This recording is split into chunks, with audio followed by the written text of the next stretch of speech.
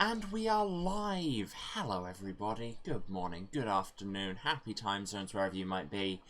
I'm Emma and welcome back to the House of Hubris here on twitch.tv/Saracent.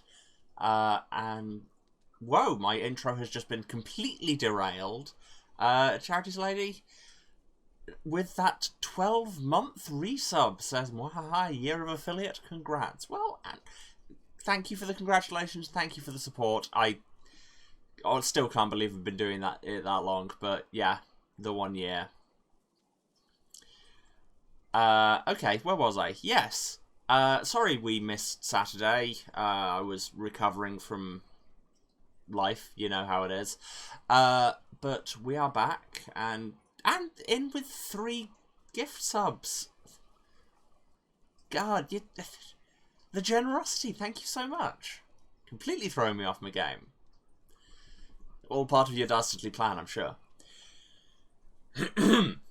Yes, so, anyway, we're back, and I think it's about time we started another slightly more long-running series. I thought Meat Punks was going to occupy us for longer. It didn't. Not that it wasn't great, but, you know. So here we are with the Banner Saga, and we are going to be playing the entire trilogy of this. For those of you who don't know, it's a turn-based strategy game based in a world inspired by kind of Norse, I would say low fantasy Norse myth, which is an area I am very much interested in and will happily talk far too much about. So I thought this would be a solid venue to do so. And so yeah, I think we should just get right into it. I can't think of any particular content warnings before going in on this, so I think we should just get on it. I mean, most content warnings, this is going to involve fighting and words. Lots of words. I have played these games before, but I mean, I played this 8 years ago, and so I remember very few things. I think I might have played it on console at one point as well. Anyway, but yeah. So I've played these games, but a long time ago, and I won't claim to do things perfectly because I don't remember everything. And also, what's the fun in perfection? Okay, before I waffle anymore, I'm going to click this button. Story in the Banner Saga changes based on the choices you make. You will occasionally switch between lead characters, witnessing the story unfold from different perspectives.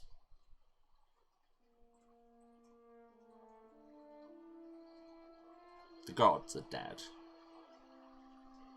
In their wake, man and giant survived through a tenuous alliance, driving black destroyers called Dredge deep into the northern wastes. Now is an era of growth and trade. Life goes on. Only one thing has stopped. The sun.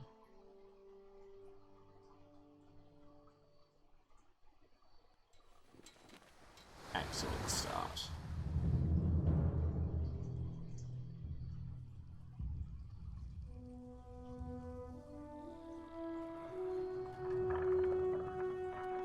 Að sjá dreggjana á ferli með vor.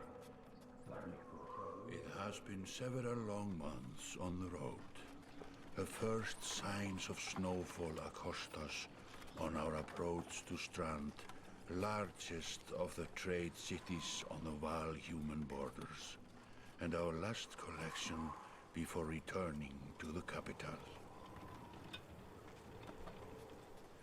Several days ago, the sun simply came to a stop in the sky. Though during these long winter days, none of us can be certain how long it has been this way. Enjoy that good Icelandic accent, because God knows I will. Have taken it as a dire omen. I am not quick to superstition, but I myself will be glad to be done with this year's rounds. Not quick to superstition, but, you know, I have been warned by stranded that seems travelers objectively about ominous. brigands on the path through Ridgehorn, our road home. Our captain seems unconcerned. Perhaps he is as eager as I to be done here. We will rest here this day and inquire further when we speak to the governor.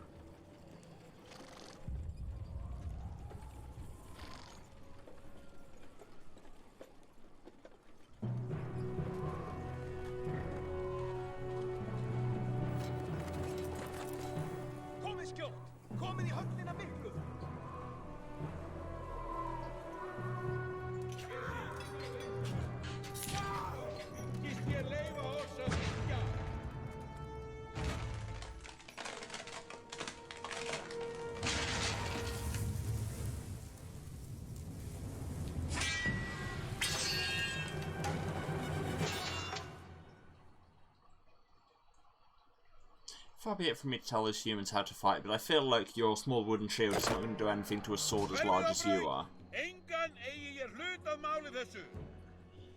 We've arrived just in time. The chieftain in red and his men are now looking at a tougher fight than they bargained for. Drag around the screen to check your surroundings. Chat not to continue. These portraits through the order of initiative, taking turns left to right. Your allies are blue, the enemy is red. It's your turn. Movement happens before action. This ring shows your shield banger is active. The blue tiles around him show where he can move. Some characters fill more tiles than others on account of being giants. The horned allies are a race of giants called Varl, who take up 4 tiles each, while humans fill a single tile. This can have a huge impact on your strategy, because, you know, you'll just end up getting all your forces in a traffic jam.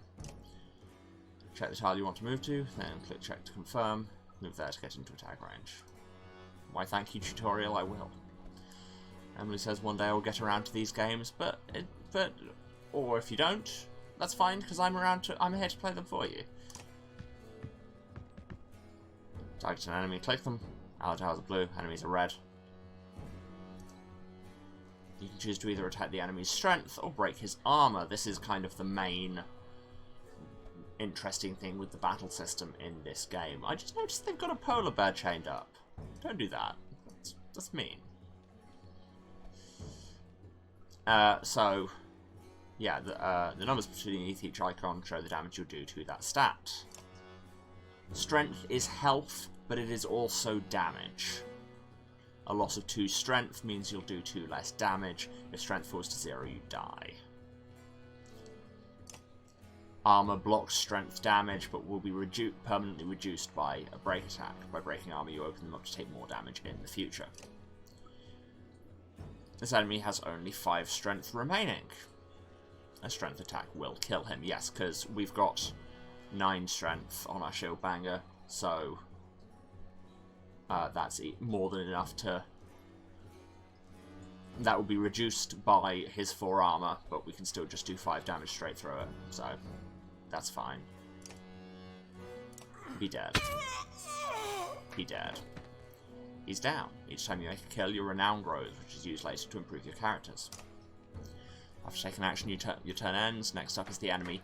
Turns always alternate, even if you're outnumbered, so you can have 5 against 2, and the 2 will each get more turns to make up for it, which is a nice little bit of balance.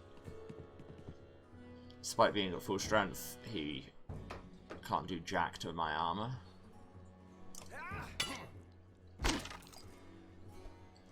Now it's your Warhawk. It appears to be out of range, but characters can all use willpower to boost their actions.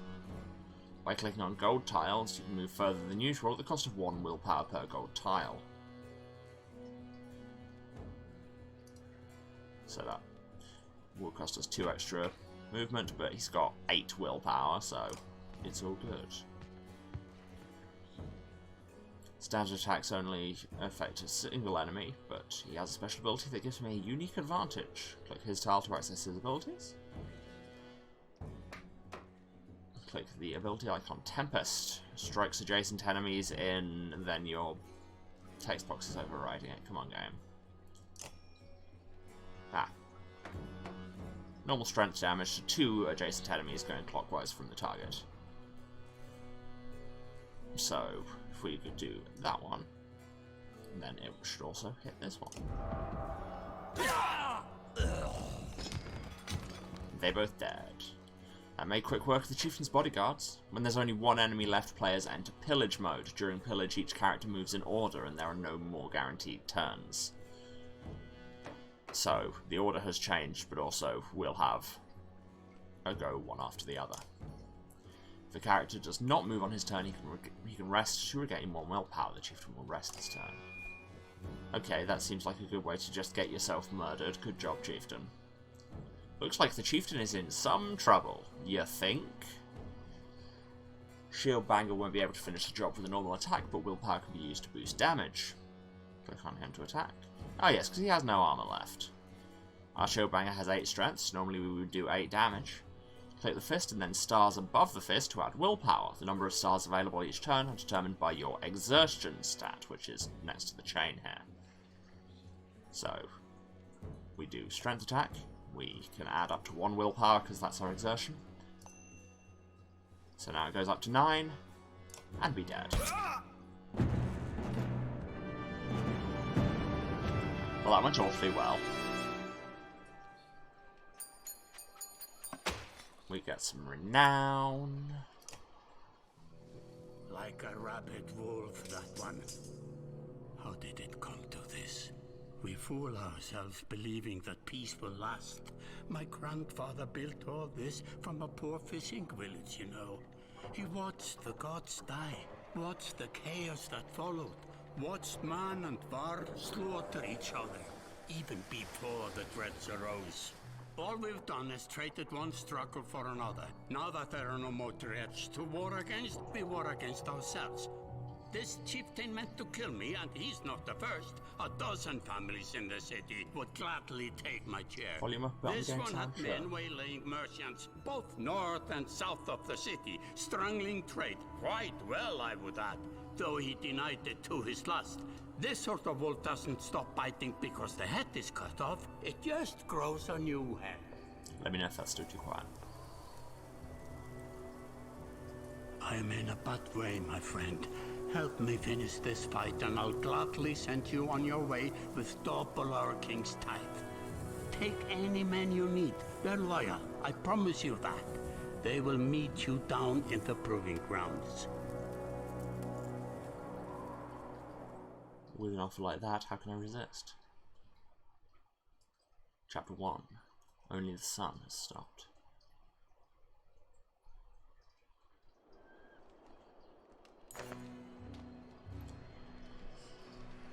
And yeah, I do think it's funny where he's like, well, I'm not quick to superstition, and it's like, the sun has stopped moving for 3 days. That feels kind of verifiable enough to no longer really count as superstition if you've got an issue with it. Anyway, you're approached by a familiar man who walks in step with you as you're leaving the Great Hall. He cuts to the chase. Yeah, so this is kind of the main interface outside of battle.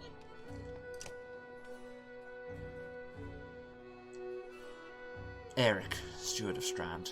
I manage the governor's business. Ubin, isn't it?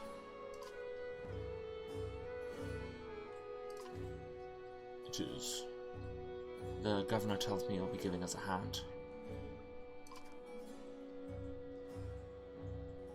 Yeah, no, 1 is correct. Seems a bit... Oh, wow, my throat is already protesting. Excellent. Seems a bit chaotic around here, Eric. It's been worse. We've got a lot of irons in the fire. What does he want, exactly? Make good voice choices. When have I ever made good choices?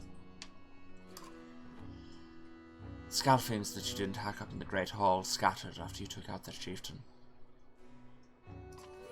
The governor just wants to make sure they stay down. Was hoping you'd join me at the marketplace by the docks. If there's anyone left to worry about, I know he can tell us.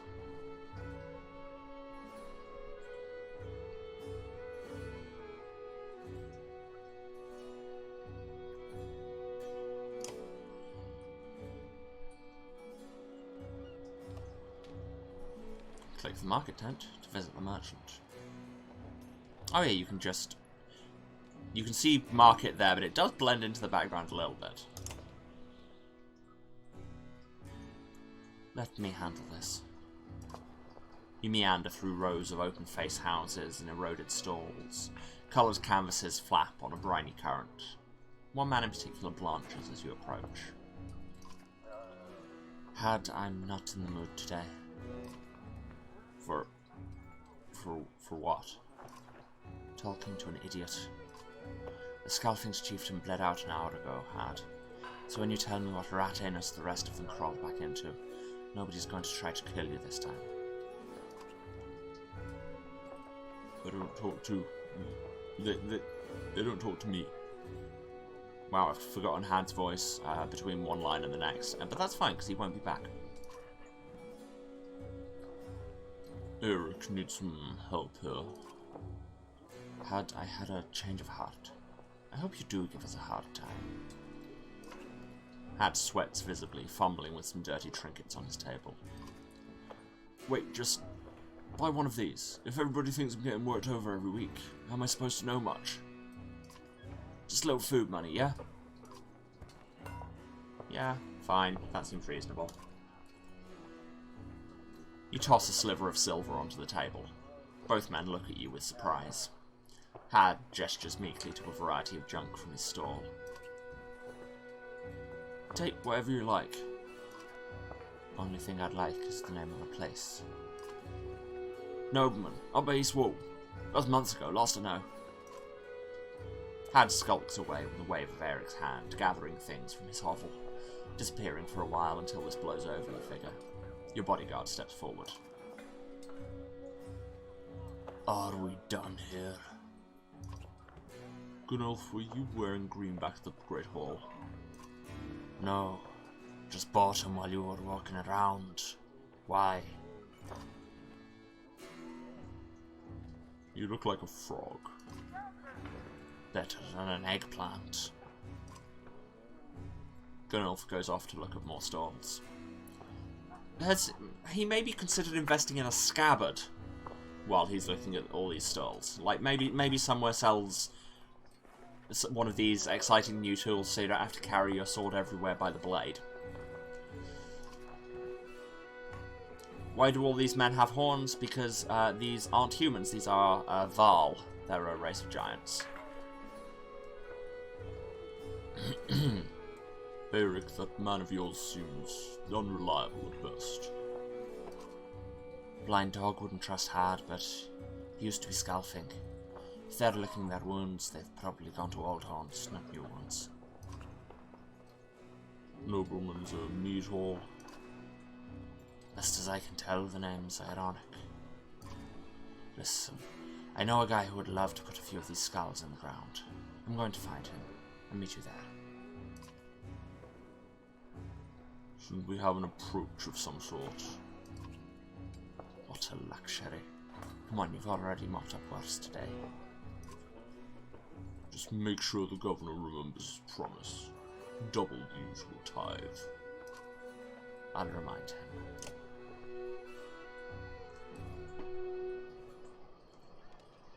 And now we have the mead house. Yeah, these tags are sometimes a little bit hard to see, especially when you're against snow, which, spoilers, we will be. Yeah, so this is the rest of our interface as well. We have 6 renown. We have spent no days on the road so far. We have 100 days worth of supplies, which is excellent. Our morale is great, hence the green face here. And we have no clansmen, which are your kind of civilians, no human fighters, and 32 Val. These numbers will change. To the meat house. You arrive in front of what must be noblemen. A few minutes later, Eric appears with a weather-beaten man introduced as Valgard. I'll point them out, Eric says over his shoulder. Ready? Let's get it over with. That's the spirit, said Valgard. Okay, here we go. This place will be a dizzying mishmash of accents, but hey, it's not real.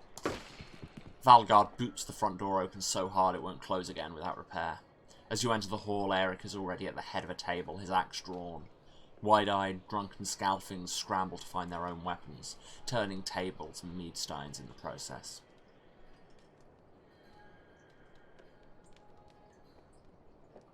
Your internet is stopping you watching? What? Have you taken my tech gremlins? I was handling them. You didn't have to take them off me like that.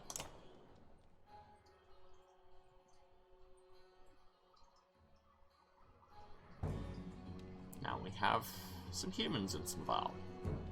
Anubin's standing back there because he's just like, whatever, not my fight. For I am old. Here we could reposition people. So, and everyone's got their own abilities. Valgard, shield wall, +1 armor to adjacent allies, so I should probably have him near the middle. And can stonewall, blocks damage for 1 round, nice. Eric can move through allies and give willpower to allies, and then we've got Gunnulf and this unnamed shield banger. I wonder which of these will have more of a character going along, doing their usual thing. So whenever he gets hit, he counterattacks for 1 armor damage, which is nice. Gunnulf does splash damage and can do the big spinny strike. Let's do this thing. I was hoping for more of a fight than this. Look at them. It's going to be butchery.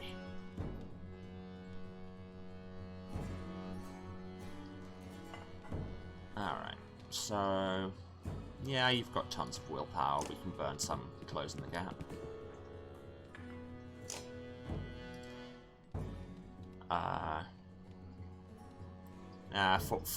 Four damage, like, doing health damage is usually a good idea if you can do a decent chunk of it, because obviously it'll reduce the amount of damage they can deal. Or I could just drop 2 more willpower on it and kill him. That, actually, now I say it, seems like a good idea. That man is dead.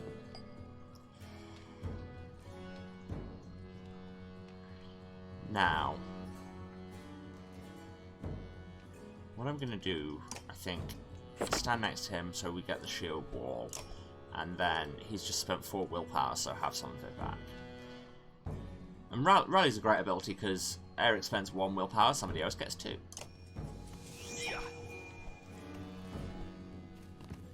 Join the willpower train. Neat. Ah.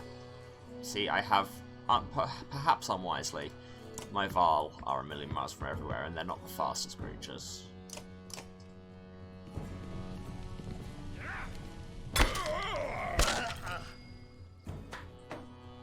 And Gunnulf has 0 exertion, so can't actually use willpower, which is not ideal.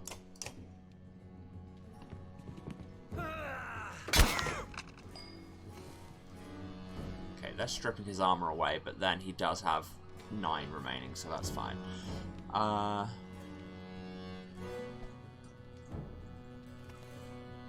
Yeah, probably fine if he just stands where he is. That guy's got 8 strength. We need to sort some of that out. Oh, I might as well burn the willpower. There, that guy's now extremely sorted out.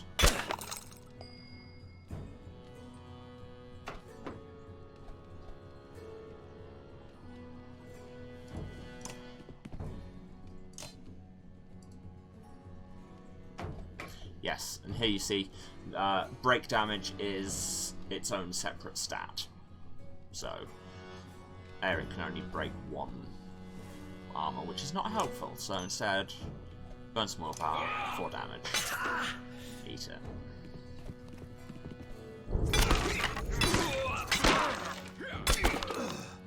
Okay, way to strip 4 of your own armor, you idiot. And now we dead.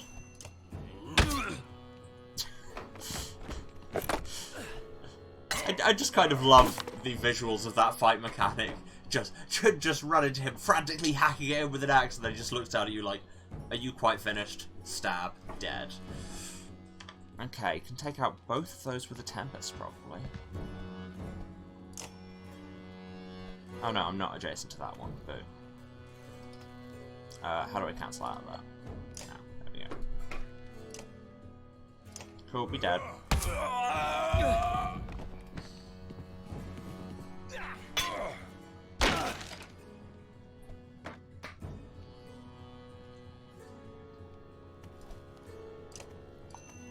And because turns always alternate, so if you have fewer enemies, they're kind of more concentrated. A lot of the time it's better to just kind of weaken everybody before you start killing people, because then you'll just have a bunch of people who only get 1 turn in 5 each and have no ability to actually hurt you. Which really is the idea.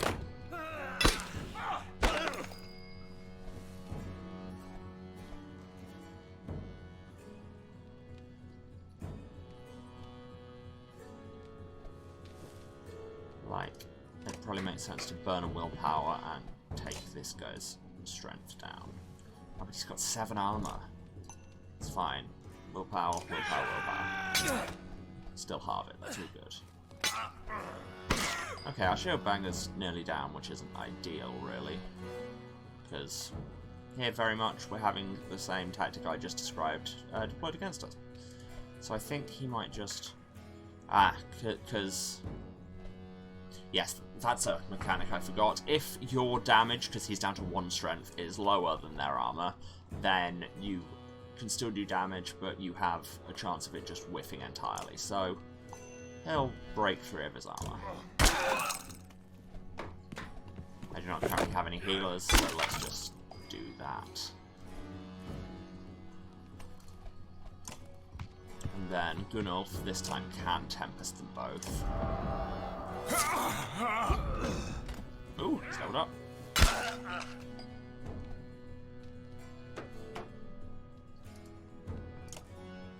And you be dead.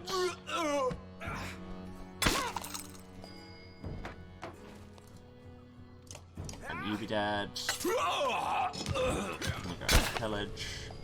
Yeah, I believe the enemy always gets the first turn in Pillage. But that's fine. You can't reach anyone, so you're done. And then Gunnulf, just go and slaughter this idiot. With your 15 strength, Jesus.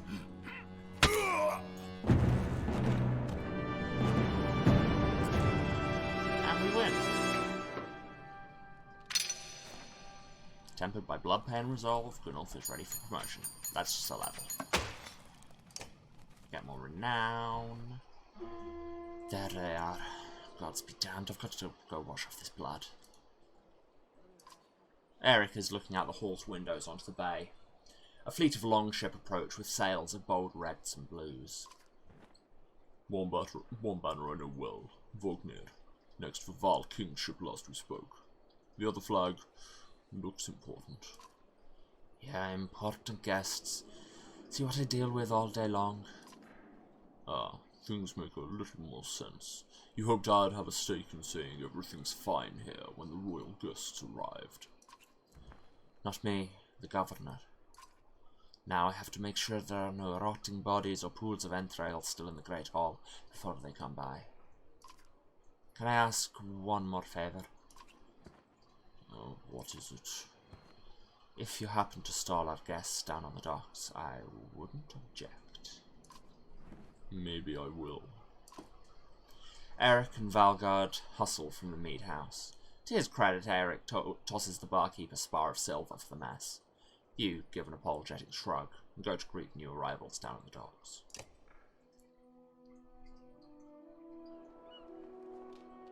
Let's go to the docks. Which my brain has now turned into the intro from Starships. Let's go to the docks. Oh, because let's click it away. Vognir. A familiar Val steps onto the docks. In your mind, you recall a much younger version, tramping the halls of Grottheim, abundant in purpose. God, Zubin, you're looking ancient. Comes with being old. And if there is Vognir, there must be Hakon. Must there? Still bleeding tributes from poor and stupid old yachts. What age do you lose a sense of shame? Jorund demands it. I'll take that over lingering to death in Grottheim. Speaking of, I had no sense that you were so far from home. Just returned from Aberang, in fact. I'm glad for it. Hakon motions to the other ships in the bay, his sails still fluttering. Golden wolf-haired emblazoned on red. The King of Men, or someone on his behalf.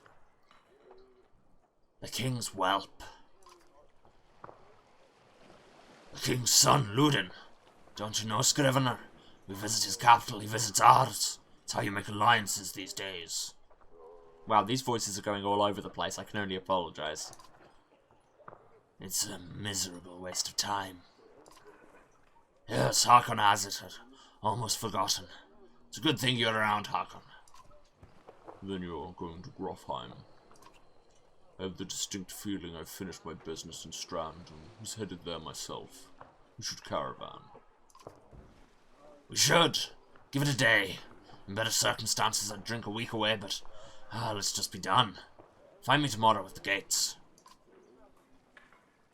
What he's trying to say is the prince is a delight to behold. And Twisted Werewolf also with the 12-month resub. Thank you so much, Sai. Congratulations on the year.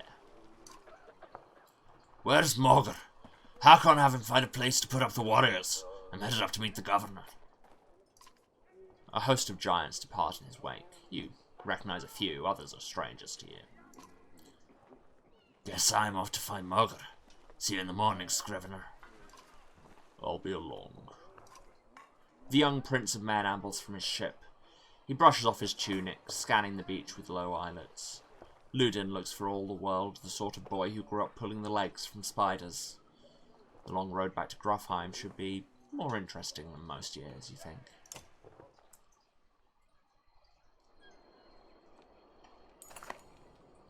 Weariness suddenly settles in, and you chuckle to yourself about what an odd day it's been. One of the governor's men at the Great Hall could find you a place to sleep.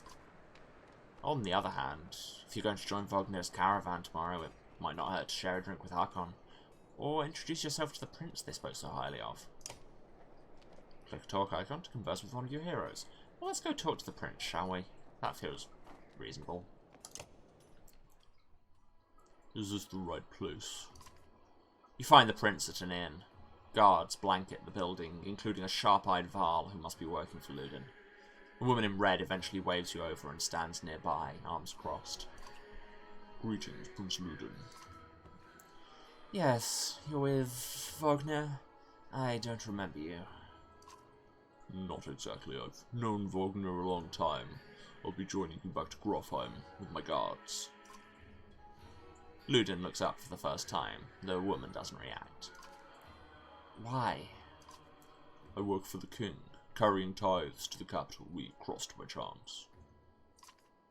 Oh, a tax collector. Fine company. What do you want? I have a habit of recording history. I thought we might talk about your visit. A Varl historian? Ha! Don't you already know? Your king and mine both have been practically trumpeting it throughout the cities. I've been on the road a while, I'm afraid. Ludin takes a deep sigh, whether tired or ungracious you aren't certain. Maybe both. A formality, mostly. Vognir came to our capital in Arborang, and now we go to the Varl's capital in Grofheim, to cement the Grand Alliance for the next age of men and Varl. You sound unconvinced. There's no need for it, and it's damned cold up here. You get the sense he's struggling not to complain outright. You take the opportunity to excuse yourself. I mean, there's no need for it, and also it's damn cold out here. That is complaining outright.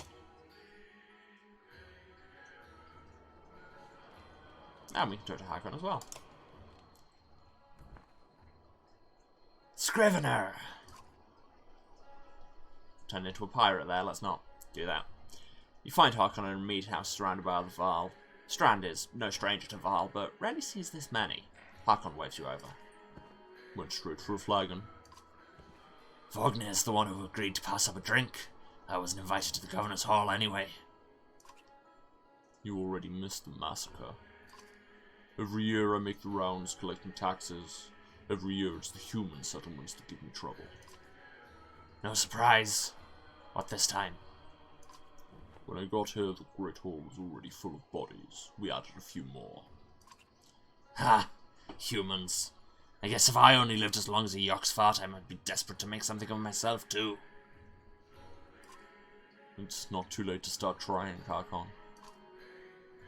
Hakon lets slip a low chuckle. Any Varl could recount his deeds, known as he is for cutting a swathe through Dredge at Vognir's side in the Second War, and regularly since then. Down here I'm a glorified bodyguard. You might have a point. Just another reason to get back to Grofheim. Soon enough, I imagine. You drink until the mead house becomes overbearing, then step back into the cool air outside. To the Great Hall, then. A day has passed, so we lost a day of supplies. Makes sense. At dawn, you're awoken by a delivery of goods. At least you think it's dawn. Damn hard to tell with a sun that never moves. The governor's crest adorns the supply levers, all there, just as promised, to your mild surprise. You wonder if Eric had anything to do with that. And 20 renown. Your guards take the treasure wagon down to the gates. Vognir is already here. A while later, Ludin and his men appear, groggy and dishevelled. Yes, we get renown off the treasure, because renown is basically your currency in this. Mogr steps forward. Vognir's quartermaster, if you recall correctly, in charge of his unwieldy entourage of warriors. You know him only in passing. He asks if you're ready to depart. We're ready. You follow Mogr and join the others. Usually the smaller doors set into the gates would be enough to enter or leave the city, but the town guards have been told to push them open entirely. They mutter things under their breath that are best not heard. Perhaps the governor expected you to draw a crowd, but there's nothing of the sort, just frustrated, tired people. It summarises Strand well as a whole, you think? Off we go. So this is the view you'll get a lot of the time, just watching your caravan progress with your banner flying, some cool background detail, and the really nice music that I really hope doesn't get me copyright striked. So we have 66 days of supplies now that we have 366 Varl and 85 humans. So obviously the supplies will go a lot less of a long way. The caravan stops for the day. A gift, says Morg, cracking open meat casks, from our gracious friend, the Governor of Strand. Hours pass with raucous laughter as the mead is passed throughout the camp. A toast to the king. You raise your drink, toasting the alliance between man and Varl. The others join in. Ludin's expression is like a stone wall, but the others laugh at your exaggerations. Eventually you sit down beside Vognir. Let's just chat. Thanks for the speech, slurs Vognir. Looks like you didn't have to miss out after all. Thanks to Mogr. Thought the town governor would never shut up. Did he give you the history of his entire family? He tried. Then he asked me to clean up his mess. For your benefit, turns out. I'd have given the job to you too. God, there's no joy in politics. Speaking of, what happens after this business with Ludin? Hopefully the boy goes back to Aberrang on his own, and I can take out some frustration on Dredge or something. It's starting to sound like Harkon. You don't like the life of a diplomat? Huh. Don't you miss the fight, Ubin? You down your mead instead of replying. Vognir slouches and shakes his head. There's no great joy in killing Dredge, but this... Pretty sure this nonsense is some scheme between the two kings to force some kind of lineage. Used to be, warriors will follow you for what you've done. Isn't that why they follow you now? Is it? Or is it because I'm next in line? These lines are getting muddy, old Varl. They've always been muddy, Vognir. Vognir stares into the campfire, lost in thought. You live into it.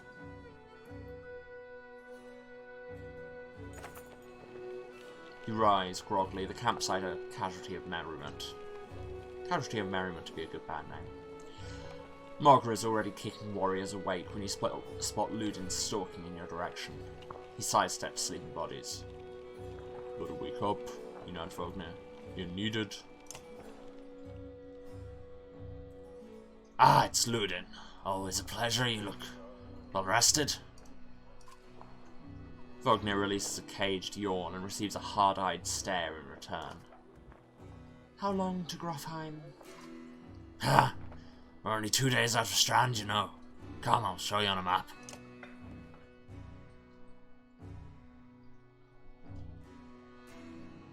So here's the map. This is the map of the world. You can explore it by dragging the mouse to pan and using the mouse wheel to zoom. Location of your caravan is indicated here by Ubin's icon. The world map is covered with many locations and holds much lore. You can explore the map on any time, clicking on locations for more information. And seriously, just all kinds of little... Basically, if it's got a name on the map, you can get a little bit of context for it. It's like Strand, where we've just left. As close as anything comes to a bastion of racial tolerance, both men and Varl compete to scratch out a living in this, the biggest trade city along the west coast. Many people still believe the god Dangle still watches over it, granting good fortune. So yes, we've just come out of Strand. We're headed to Grofheim. It's a long way away. So up to Verderfeld. Take the road up here to Schlid. And then probably this one along the Bratabrek Peaks. Up here to Two Spines and to Grofheim. Two Spears, even words. But there's a lot more map. Yes, okay, I know I can go back whenever I want, but also I'm just taking a moment to look at the map. Lots of map, lots of world building. Even things without names can be clicked sometimes, like this thing about constellations, I'm guessing. While the constellations at one time represented not only the gods, but a way to navigate the seas at night. Since the gods have died, the stars form nothing but random, faint patterns. But also, you know, we don't have a night anymore, so...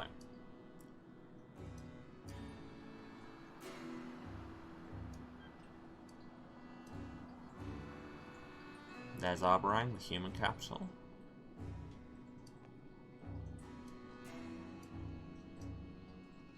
So yeah, there's a lot of map, because hey, we're going to be in this for 3 games.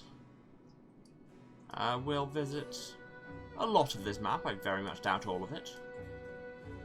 But yeah. And like I say, there is so much world building that, who knows, I might do some reading of at some point, but for now, let's go back to the game. We head north, then east, past the forts. Grofheim's far from Strand. It'll be a long march. You should have drank last night, Ludin. Why not take the ships to Scream instead? What's the point of marching? The Silverstone Bay is called that for a reason. It stays covered in ice all year. Tear up the longships. Too bad, though. Could have shown you all the wonders of Screamerstead. A half-sunken city crawling with Dredge, Prince. Dredge and glaciers. You like glaciers? Ludin exhales through the nose, a poor disguise for his contempt. He turns and bats aside the tent flaps as he goes, barking at his company in the distance. And really, here you can see the defining character. Like, I've read a lot of Old Norse sagas because I'm precisely that kind of nerd. And we see the kind of unifying characteristic, which is that everyone's kind of an arsehole. Like, impressive and good at what they do, but also low-key an arsehole.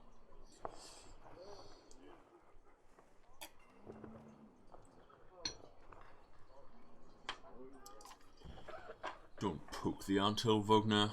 He seems no happier to be here than you. Spend a few more days with the boy, old friend. You'll be looking for a tall cliff to hop off to. Opinions are like assholes, everyone is one. Yep, that's the one. Ludin's got a shorter wick than Hakon. Thanks, Wagner. Let's get moving. Another half day to Venterfettel if we're lucky.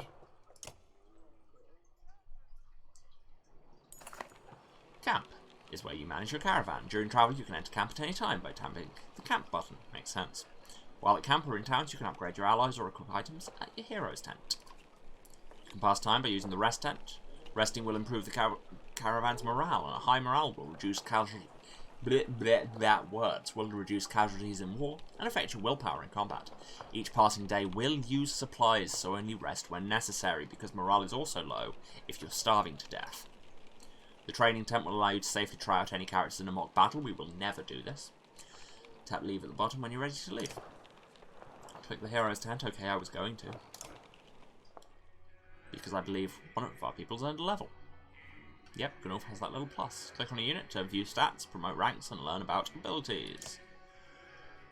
Click on the ability button to learn about your abilities. Yeah, okay, I mean, I know.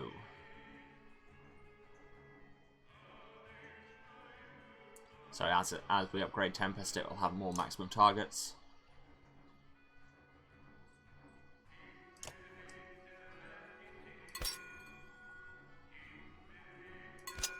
And clicking this does nothing apart from make this sound effect. Play a tune on those. And we have a little backstory about everyone. When Ubin became the Vile King's tax collector, he was given an entourage of bodyguard to help transport gold collected across the crown. Gunulf is the only one from the original group still alive, and for good reason. Let's promote him. Higher stats and increase your item rank, which restricts what items you can equip. Not that we have any items yet. And it will cost us 5 renown. So he now has points available. So I'll give him an exertion, because it's all well and good having willpower, but if he can't spend it, what's the point? And probably max out his break. I seem to remember this being the strategy I used when I played before, but who knows if that was a good idea. So just looking at our other people, we have Ludin. Ludin is the Prince of Men, the first heir of a vast kingdom, though disliked by peers and rivals on account of his high-born attitude. Few question his intelligence, combat skills, or courage. His active ability is Impale. Skewers the enemy doing normal strength damage before kicking them away, which does knockback and causes them to bleed if they move on their next turn. Which is pretty neat. And passive ability, Embolden. Each kill he makes is inspiring and gives him 1 willpower and gives any adjacent allies 1 willpower, which is nice. We have Harkon. Harkon is something of a legend in Vaal culture. When he met Vognir, it was during the Second Great War, in which the two became known for cutting a swathe through Dredge, where others were struggling just to stay alive. Vognir was always the charismatic leader, but there was no question about which of the two would win in a fight. Active ability is Sundering Impact. It's even harder than an average warrior with no chance to miss. +1 strength and also 1 break damage. Nice.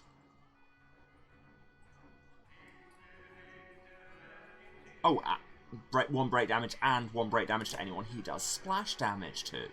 Okay, so if I can get that on a crowd of people, that will absolutely wreck them. We have Morgr. Morgr is an old hand in Vaal culture, long on the front line of the fight against the Dredge. He's had the occasional brush with leading a clan of his own, but eventually settled well into commanding Vognir's personal army of Vaal warriors, and is highly respected among them. He's a shield master, so brings the pain, like the Wu-Tang. Character strikes an adjacent enemy for armor break damage for hunkering down and boosting his passive ability, which is giving people reaction damage.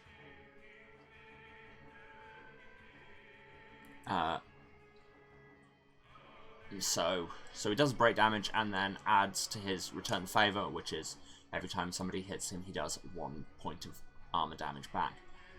I know why this art's so nice, it reminds me of the old Bluth or Black Cauldron art. Yep, entirely, it's very much that style. Which, ironic that Don Bluth comes up here, given that I was already having a moment, because every time I say the Dredge, it reminds me of the Dredge, spelt differently, who are the villains of Titan AE, which is a film I absolutely grew up on.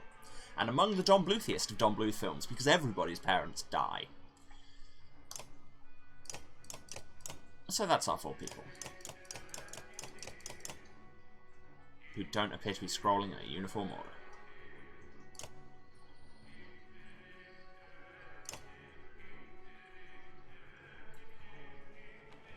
We don't need to rest, our morale is fine. We don't need to train on account of I'm a badass.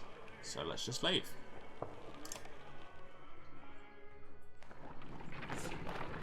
Oh look, there's Vedufell. Even the name means bad weather, where frozen wind sweeps in from the bay. They tend livestock, but most are just men driven from Strand with nowhere else to go. Why else would anyone stay? We won't stop long. Really selling this place. You should see about the Vedufell tourist board. By Hardborg, that's a lot of Val for some missing cattle. What? A couple of days back, sent word to Strand about the cattle. Didn't expect an army. He looks pleased with himself until it sinks in that you aren't here on his behalf. Where have your cattle gone? Wouldn't know. My boys see men up the hills carrying them away. Oh, cool. He's Welsh now, apparently. Don't know many men who can hoist a whole cow by himself. Scalfings out here, maybe. Do they have Val working for them? Not from what the governor told me. Gonna take a look around and get camp set up. Peasant spits, his eyes anxiously darting about as the caravan sets up tents. We'll be here no more than a day. Silver for any food you've got. But hundreds of Val, are you serious? Whatever you're willing to sell. Think of squatting? Not enough room for a couple of hunters here if we got hundreds of... Shut up. Hear that? Was looting. It's faint. Sounds like fighting and something else. Hagen takes off to run. Drama.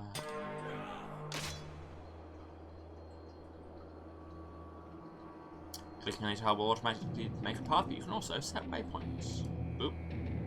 Boop. Found the move. Spearmen can attack diagonally and up to 2 tiles away, which is handy.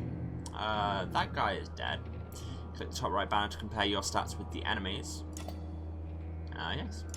Now click the enemy to target. Armor blocks attacks on strength for each enemy armor higher than your strength. There's a 10% chance the attack will be deflected. Notice the chance to hit. Attack the enemy's strength? Really? That sounds like a terrible idea. But sure, tutorial will do what you say. Yes, because we have a strength of 10 and he's currently got 15 armor.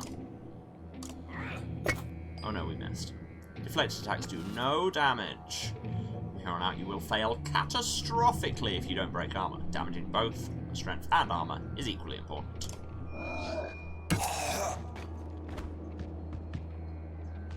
Alright, that went well. So yeah, these are Dredge.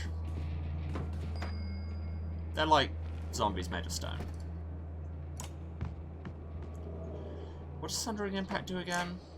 Added strength and armor damage to the target and to adjacent enemies. Sure, let's see what that does. Solid, solid.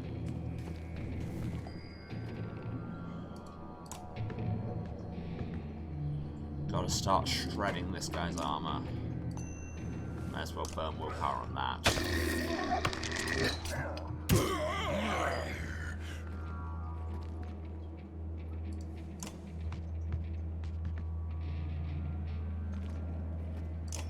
Bring it. I came to bring the pain. Okay, Gunnulf is very nearly down, which is not ideal. I guess Harkon better just try and beat up this guy. Yeah, 5 strength damage seems decent. Now we can't one-hit Gunnulf anymore. Hey, what happened to bringing the pain? Cool, Gunnulf is down. Love that for me. I said, bring the pain. You're not bringing the pain. Okay, let's just wreck you both.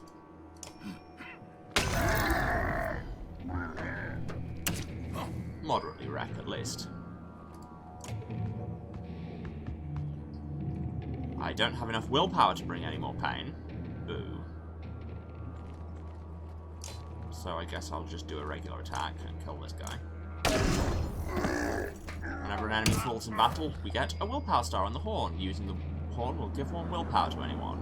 Harkon's out of willpower. Not anymore, he's not. Let's take out some more armor.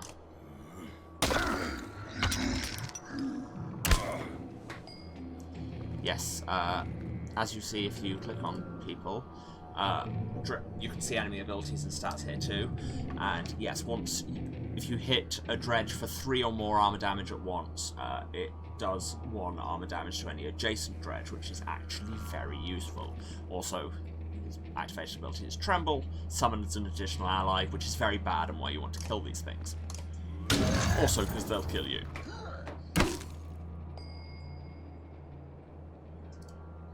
Okay, big one's dead. And you may as well use the horn, because it won't carry over between battles.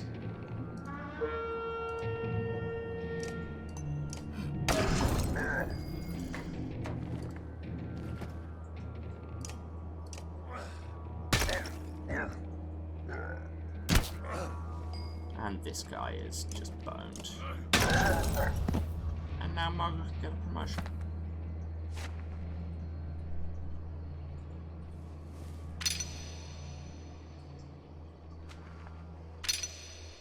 Gunnulf has been injured in battle, not ideal. Yes, whenever people get downed in a battle, they don't die, but they do become injured. You're trying to get yourself killed, Ludin. What are you doing? I was trying to get a shot in between the plates. You never seen a Dredge before, boy. What kind of idiot? Break their armor first. Where did they come from? We didn't even see them. They were just there. Haken goes to where Wagner lies face down. The future Val King lies motionless, aside from a spreading pool of blood. Ah, when we said that guy's dead, we were right, and that was the king. Problematic. Wagner's dead. Chapter 2. Cut with keen-edged sword. Meanwhile, on the other side of the continent,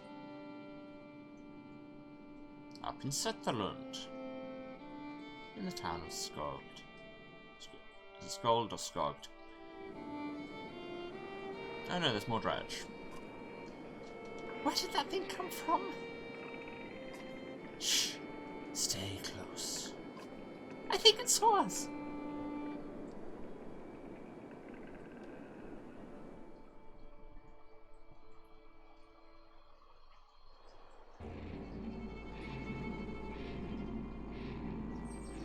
Deployment happens before battle. Click your units, Rook and Alette, to deploy them within the blue squares and get ready to start. So we have Rook has Light Step, move through allies, and Mark Prey does armor break damage, and then all allies within range attack the target you've marked, which is pretty neat if I remember correctly. And Alette, bonus strength damage when she hasn't moved, and has Thread the Needle, hits all units in a straight line between the archer and the target, doing bonus break damage, which is, again, pretty neat. Both of these are very squishy, but can do a lot of damage if you use them right. Careful, don't get too close. Click units portrait to see information about their abilities. I just did that rundown. Honestly, game. Rook has a bow and an axe, so we can get some ranged attacks in first.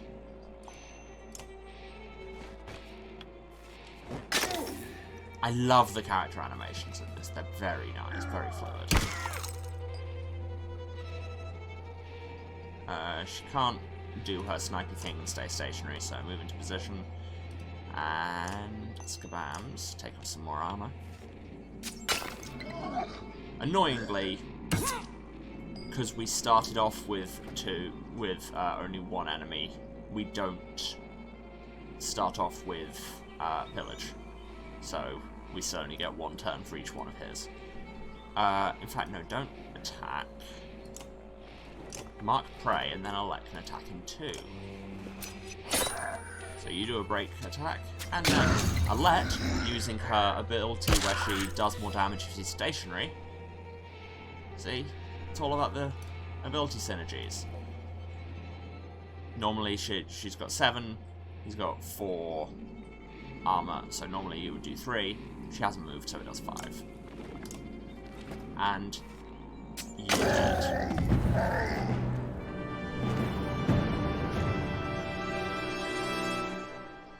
get renown. Is that a dredge? Alette looks calm, but you can tell her heart is about to beat right out of her chest. It was. Let me see. Are you hurt? No, I'll be fine. When the dredge attacked your cart and the yacht bolted, it spilled most of your supplies. You can see more dark figures moving through trees when you glance in that direction. That food. That's the last we're going to get before winter. What do we do? Don't run. Let me think. Ah, there you go, it's Skog. I think, yeah, we shouldn't abandon the supplies.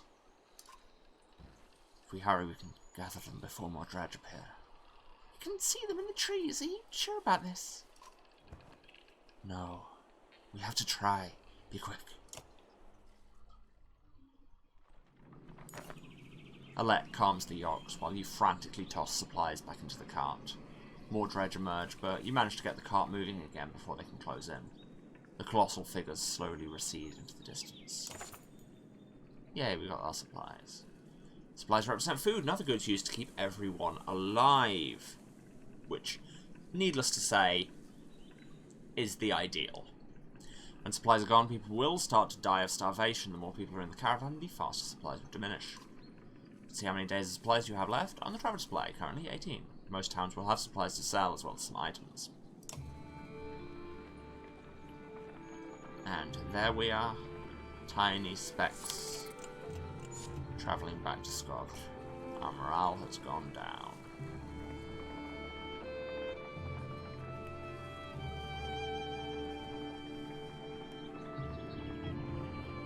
But hey, we made it.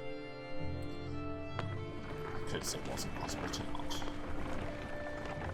We have no caravan, it's just the two people, and a yacht, and a cart full of supplies. I never expected to see the dredge with my own eyes. What happened in the north? Already we see more between the trees as we approach our home, and Alette grips my hand tight. We must find Ivor.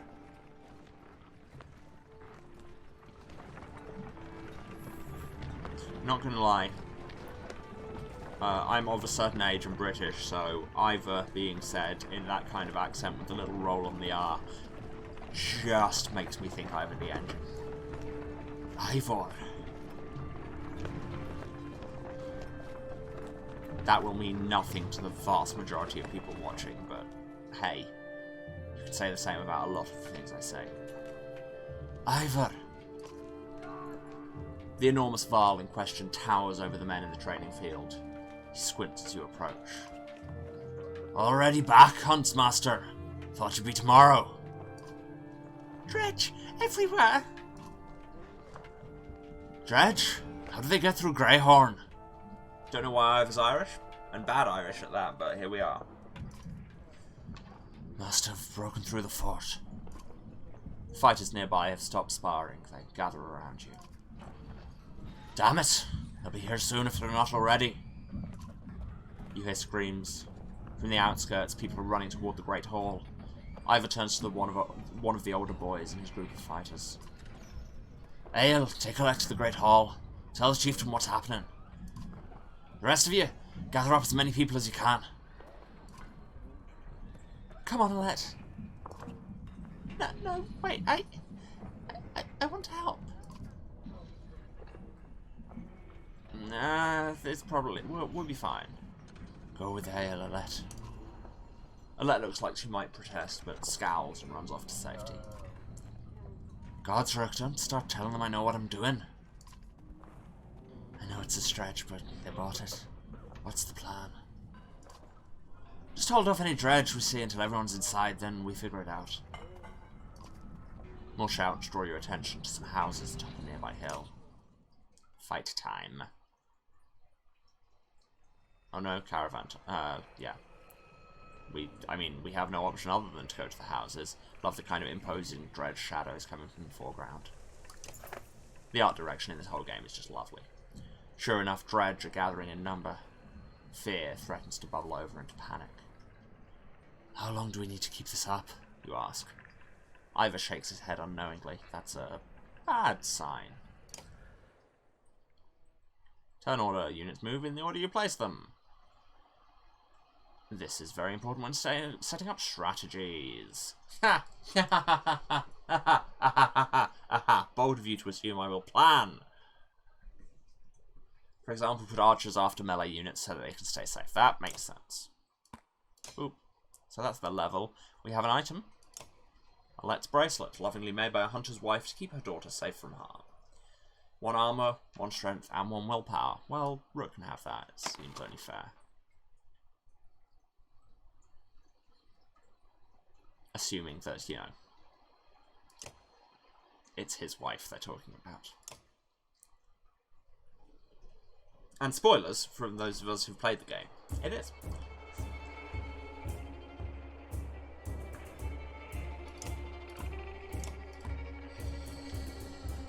Okay, Ivor has, you know, return the favour, damage, and battering ram, knock the target back through multiple tiles and does break damage.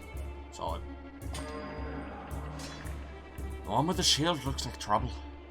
Wait, no, that's Rook saying that. Anyway, so imagine, let me handle him. But on the way, let's murk this guy. So, knock back. Oh, right, so it knocks them back and then does damage for every unit they pass through. That's an important distinction.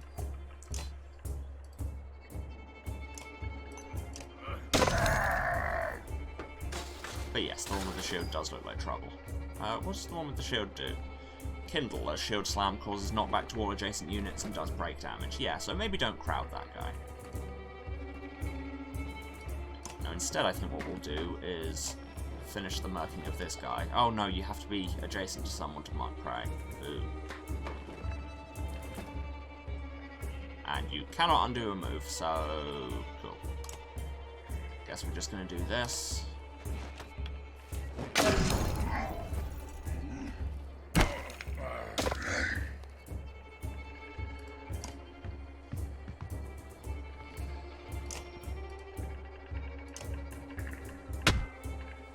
So yeah, it only does 1 break damage if you don't knock them through anything, which is not ideal.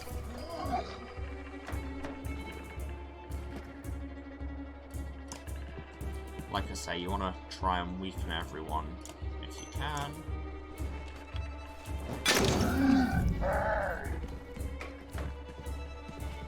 Do these Dredge grunts have any special abilities? No.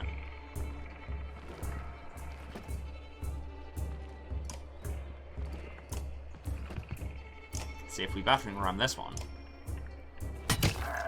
they get hit twice. Because they get knocked through one of their allies, so that's fun.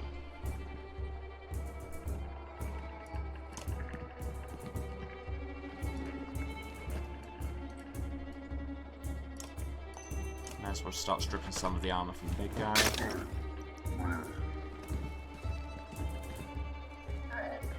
I mean, at some point we should probably, you know, actually finish those off, but I always think it's fine leaving them a bunch of weak units to just kind of bloat their turn order.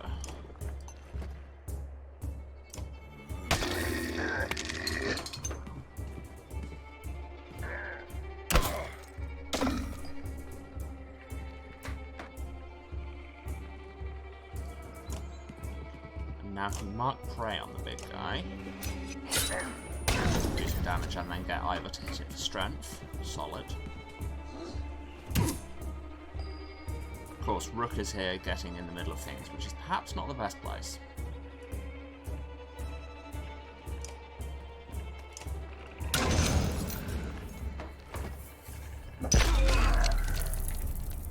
Okay, that was not great for our armor, but also it absolutely wrecks the armor of the Dredge it hits, which is funny.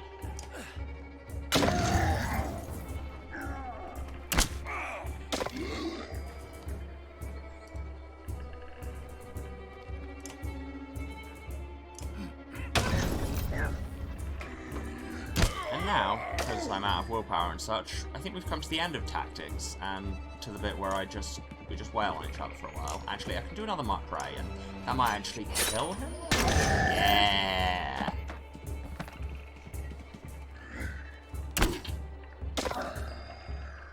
that reaction damage is doing some excellent work.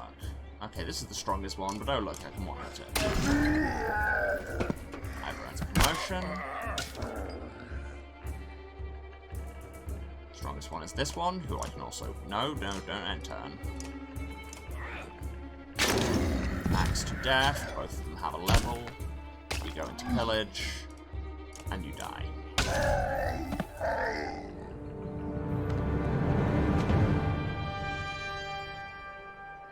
See? We're good at things. Ivor and Rook, both ready for promotion. And a whole 6 renown, which is measured in renowns. Combat can be unforgiving, don't hesitate to change the difficulty of battle. Yeah. It's nice that you can do that mid-story and it won't affect things, but on the other hand, I'm not going to. A black horde is forming at the tree line. Enough of this, says Ivor, glancing over his shoulder. We're going back. Adds, Rook, I'm doing one more check of the houses around here. See if you can find anyone. Got it. You're lucky to escape the notice of more Dredge on the way back. You see them rummaging through homes, tearing the buildings apart. If you're going to look for more survivors, you make a note to do it quickly. So, presumably, talking to Ivor will do that. First, we can go and level. Yes, I know items are shown. They were already shown to us. Ivor. When Skogr was still young, Ivor wandered into the town's centre, startling the settlers from Rudwal who had rarely seen a Varl before. He's never said why he left Varl lands to help men build a small town, but each chieftain in Skogr's family line is happy to have him. He's known Rook since the man was young, and the two formed a fast kinship. So let's promote him. Increases exertion. 2 break is probably fine for now. Actually, no, if we get it to 3, that'll be enough to automatically trigger the kind of splash damage on Dredge without having to spend willpower every time, so that's fine. And Rook? Rook is a skilled hunter from a long line of woodsmen. Why was I going to say woodsmen? Who have lived in Skogr, though none of his family has survived the long, hard winters of the north. Since childhood, he's been close friends with the town's resident Varl, Ivor. His talents quickly landed him the position of Huntmaster of Skogr, and Rook wrestles with wanting to teach his daughter Alette to become a self-sufficient woman, while also keeping her safe from harm, something he was unable to do for his wife Aldis years ago. Aldis years ago. No. Promote him. More exertion, more break, as is standard. Cool. Mon Sarah, this is cool if I say so myself. We can also go to the market, where they sell supplies, but also items. But currently, I mean, 2 of these items are still things I can equip, but you see these are much too powerful for us. We could not handle their strongest items.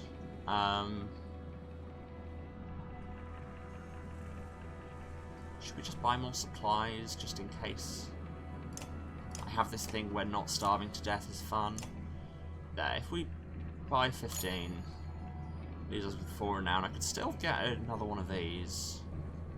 Sure, let's give Ivor some more willpower.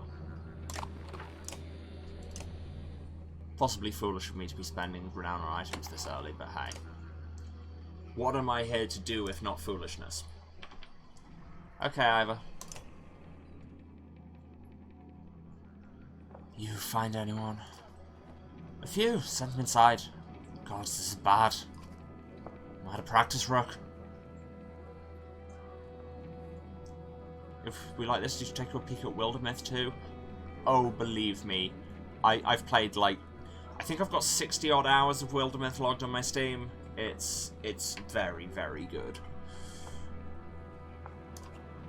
Look, as long as I've known you, you've always wormed your way out of talking about Dredge. This would be the time to start talking. I can tell you they're early stop for rest. The sooner we leave, the better. They'll follow us until we're tripping over tired women and children, then they'll attack. Even after we're wiped out, they'll keep coming, trampling corpses in their wake. There's no end to them. How did anyone survive the Great Wars? Ask the Menders.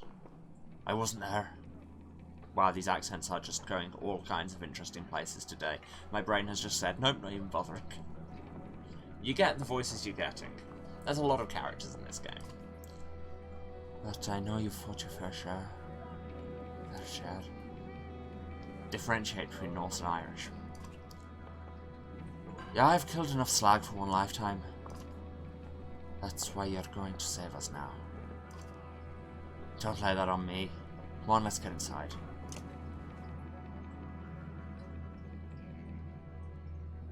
To the Great Hall! The greatest of halls. Rook, thank the gods you made it. The Great Hall is an utter din, filled as it is with dozens of terrified families. Don't stop worrying yet. I haven't. What in the depths is going on? Dredge milling around, ransacking houses.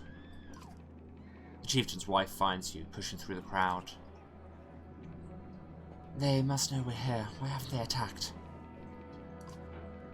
Don't know. Wouldn't expect it to last. I've made some decisions, but tell me straight, what would you both do in my place? I'd have left by now. We're already outside the doors. Not so easily done. Rook?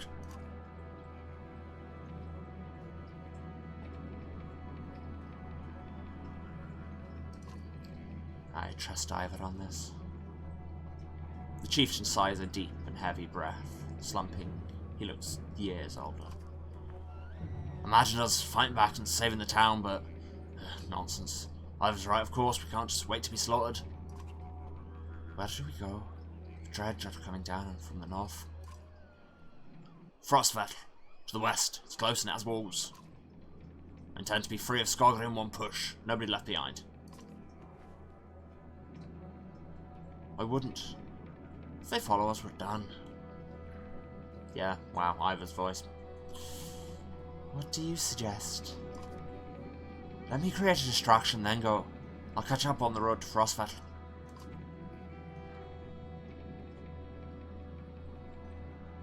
Yeah, exactly. They broke through our fortifications. We cannot defend this place.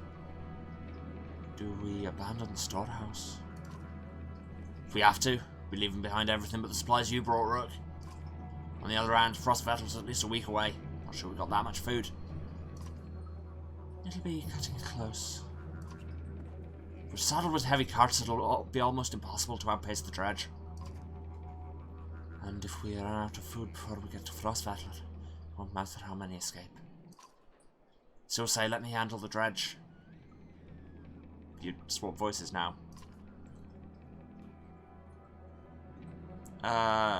Yes, he should do it, but not alone. Ivor usually knows what he's talking about. I'll join him.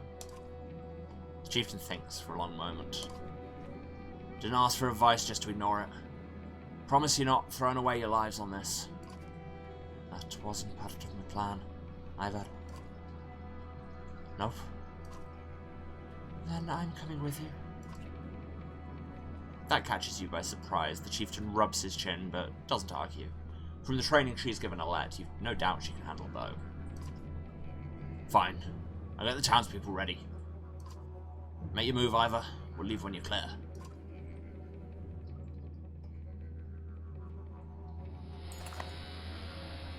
Fierce woman indeed. I want Gil with us, says Ivor. If something happens to us, I need him to tell the chieftain. Ivor goes off to find him. Alette finds you. I know what you're doing. You have to let me come, she says. Don't leave me, please.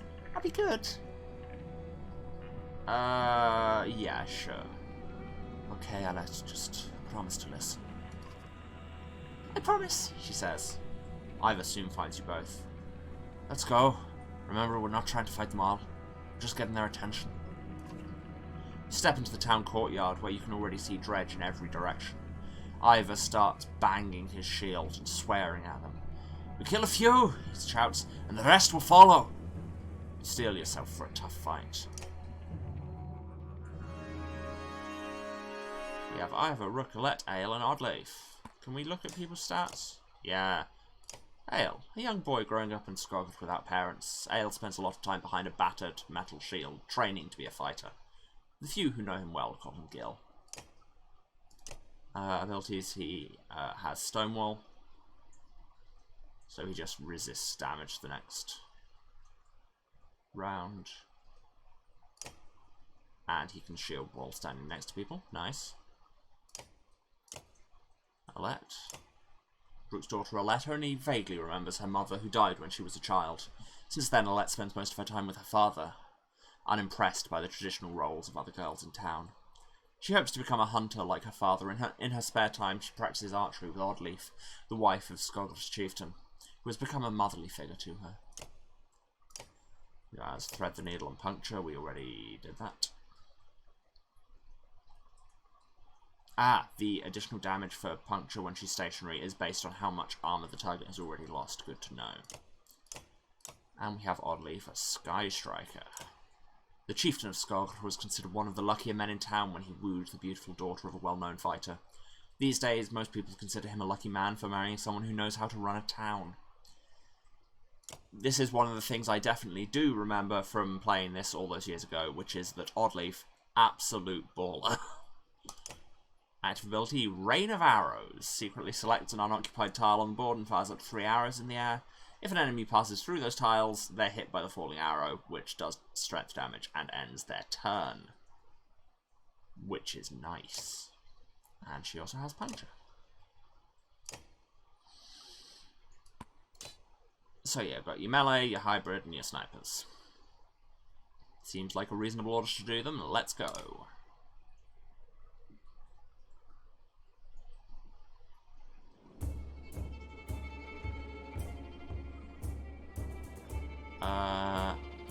Ale should really be near people. If we stick Rook over there.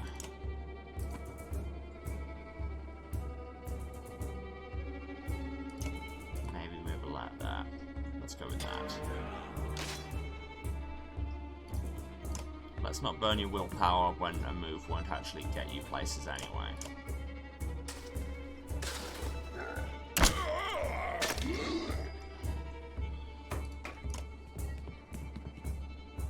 Get some.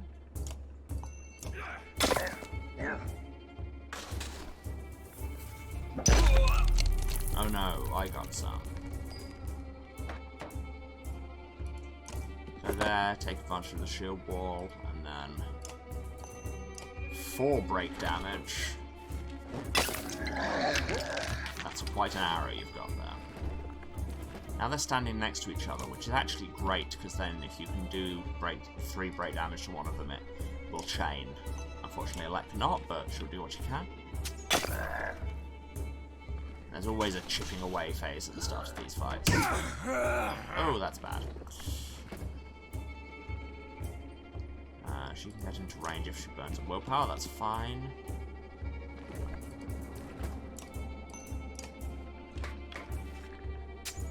That answers my other question, which is exertion is per action, not per turn. Hey. Hey now. Hey. You don't just get... Hey. No. Now, if I do a battering ram, that should absolutely crumple his armor, because it'll do regular break damage and then go through 2 units. Or apparently only just 1 and then 2 more. Ale's down, that's not ideal.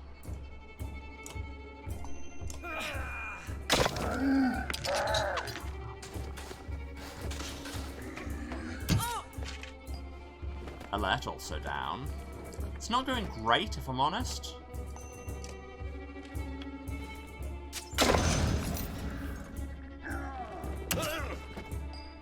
But then, I mean, they did say it was going to be a tough fight.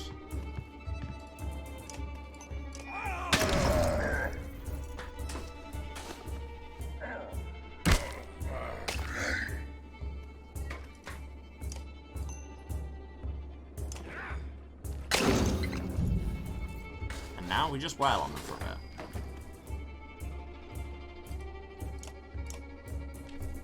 Oddleaf gets a kill. As I say, baller. Now we enter Pillage. Briefly. Enter Pillage, exit Pillage. Done. Ale has been injured. Alert has been injured. Both the squishy children have been injured. And it probably won't be the last time. Morale improved. You have no problem getting the Dredge to follow. Things begin to look dicey, but you're eventually able to lose them in thick woods where they have difficulty keeping up. You climb to an overlook and wait for the caravan to appear. An hour later, Oddleaf is the first to spot them. There! She points to the road.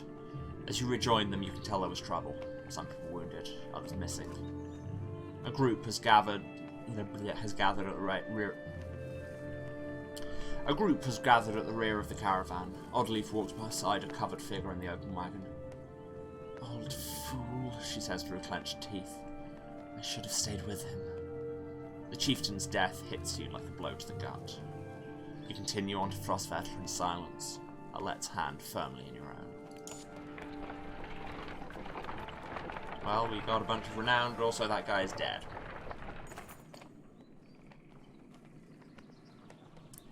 Pausing to catch your breath, you glance backward to see the caravan stretched out past the point of safety. They're spaced out so far, you're unable to see those bringing up the rear.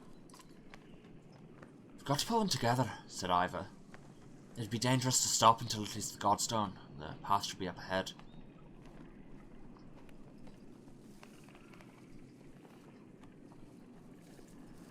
So we don't really want to slow down. Let's see if we can inspirational speech our way out of this. If Mass Effect taught me anything. You make your way to the rear and hoist a small child onto your shoulders. Fight for every step. Remember those who didn't make it and push onwards. The clansmen see your effort and follow suit, pushing themselves harder. Morale improved. Got some renown. See, we're good at things. I mean, morale's gone back down, but you know. And here's a Godstone. Can you tell why we call it that? I like how you've always got all your actual fighting party at the front. And you can see the models. Far enough for today, I think. After a day of misery, men and women drop their meager possessions beneath the Godstone of Thridvaldir.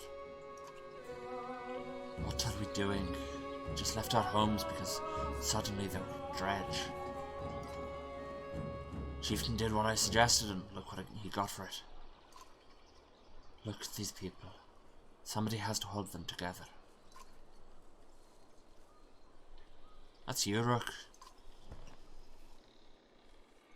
How am I supposed to do that? Lie. Tell them everything's going to be alright. Gosrook, I don't know. Pretend you know what you're doing. That's what the rest of us do. Thanks for the advice. And do whatever you want. And fend for yourselves, you can live with it. Yeah, cool, now he's from the West Country.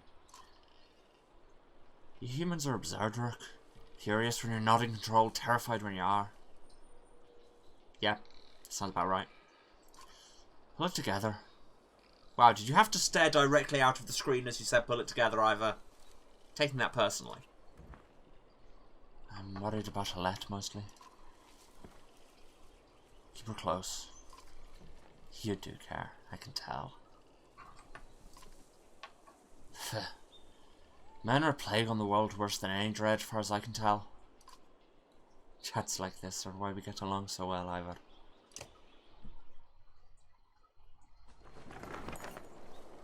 You sleep poorly, the sun forever stuck to an eternally bright sky. Before the others rise, you find yourself staring over long, low hills covered in pine. The Godstone looms overhead. The massive eyes of Thridvaldir look in the same direction as you. Let's inspect it. It seems cool. The weathered stone doesn't see many visitors. Not much reason to travel so far east. When hunters come through, they sometimes stop to give offerings out of habit more than anything else now that the gods are dead. Thridvaldir was the god of hunters and of wild beasts, occasionally seen roaming the land as both man and wolf. He was always depicted in effigy with his terrible spear. You wonder what he'd think about his woods being full of dredge now.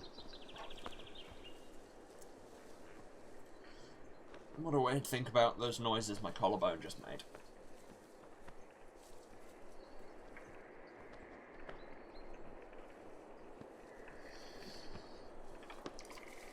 A young girl from the caravan approaches you.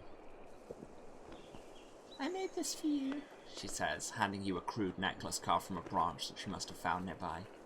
Thank you for saving my mama, she says, before running back to her tent. Duh. Back at your tent, you rouse Alette, who clings to your arm until she's completely awake. Bad dreams. Eventually, the camp is broken down, and it's time to move on to Frostfest. It feels like an end more than a start. Gained an item, because some girl made it.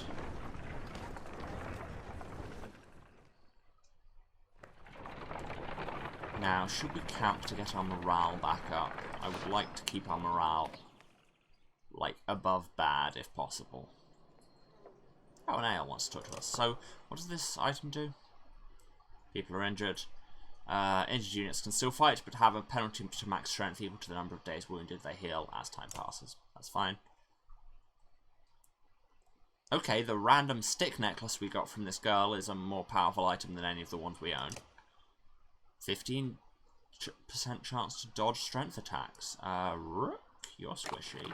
And Alette can have her own bracelet.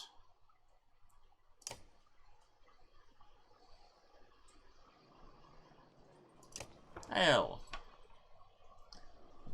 How's the arm, Ale? You find Ale just outside the camp, practicing his sword swings. Saw you taking some hard hits up there. Oh, yeah, I'm great. Not great considering everything. I'm fine. Mom's fine, it's a strong shield. It's Rook, right? I know we haven't talked much before now.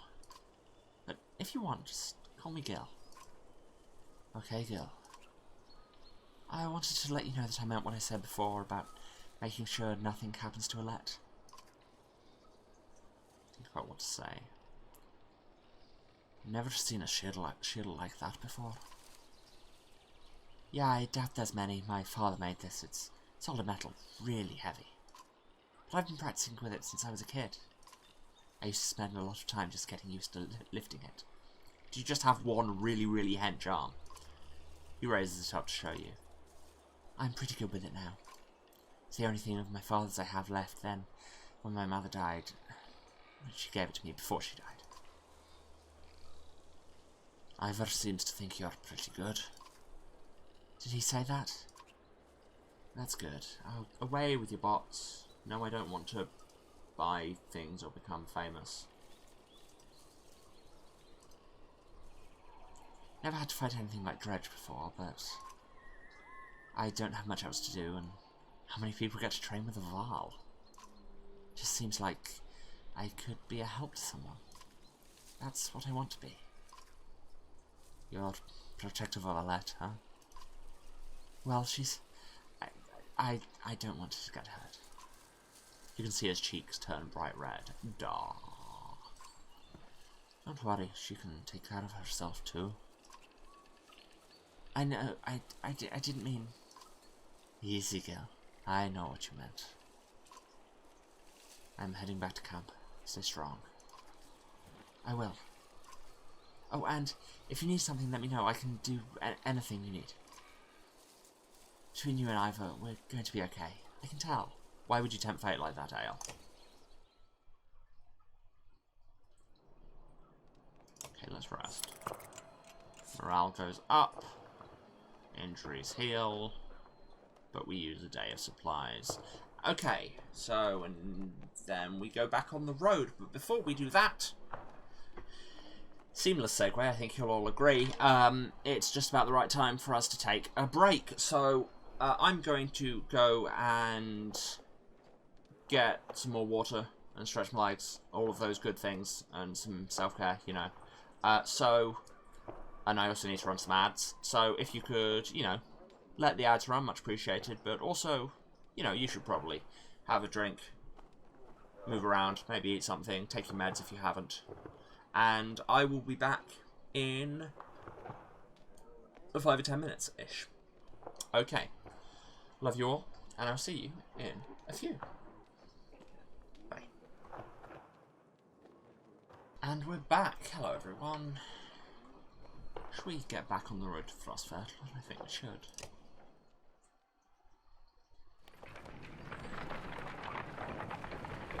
So yeah, in this game there's a lot of just sitting watching your caravan go through beautiful backgrounds, and you know, that's part of the appeal, I suppose.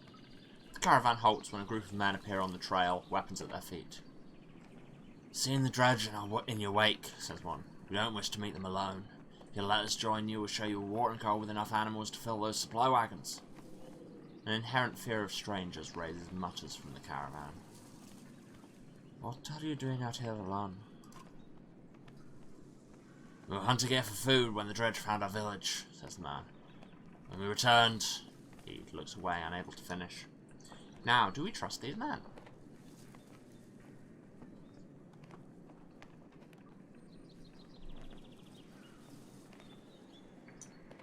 Let's be nice. This will probably come back to bite us. "If you'll be no trouble, come along," you say. The men cautiously join your ranks and prove trustworthy. Yay! The hidden watering hole nearby is teeming with animals, and soon your supplies are nicely restocked. Got 12 fights, 5 renown, and a bunch of supplies. Yay! During a rest, one of the men gets too drunk and ends up splashing mead in a warrior's face. A brawl erupts.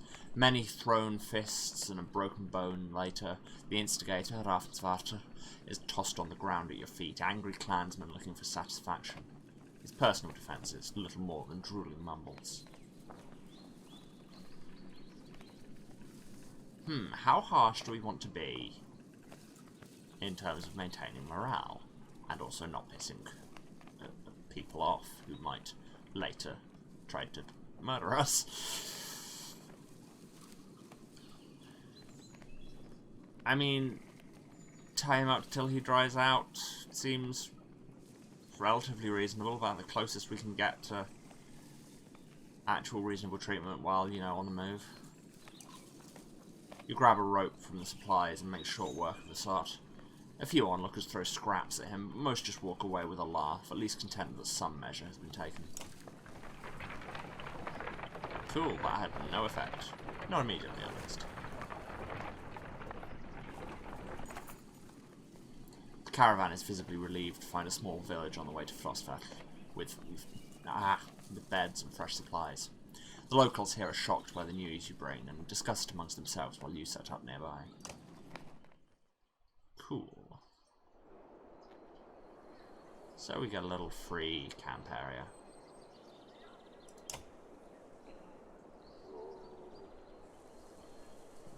For 8 renown we can get all their supplies, so I think we should.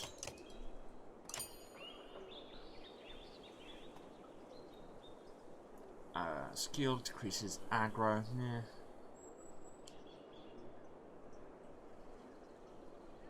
+3 willpower per kill. Like, it's good, but nobody can equip it for a few levels yet, and I don't feel like burning all my renown that early. That's fine, that's fine. Nobody's got levels or anything. Nope. Well, let's take... We bought all those supplies. Let's take a day to get our morale up. Actually, let's take 2 days just to give us a bit of a buffer. There we go. Now our morale is great. Everyone is happy. Also, presumably that guy's sober now. You're only just outside the village when 2 men in red approach. "My name is Hogan," says one, gesturing to the other. "My brother is Morgan. Many from the village wish to join you for Frostfell." A third man, exuding rage, he's got the range, darling, charges up to the group. "Shut your mouth, Hogan!" he screams.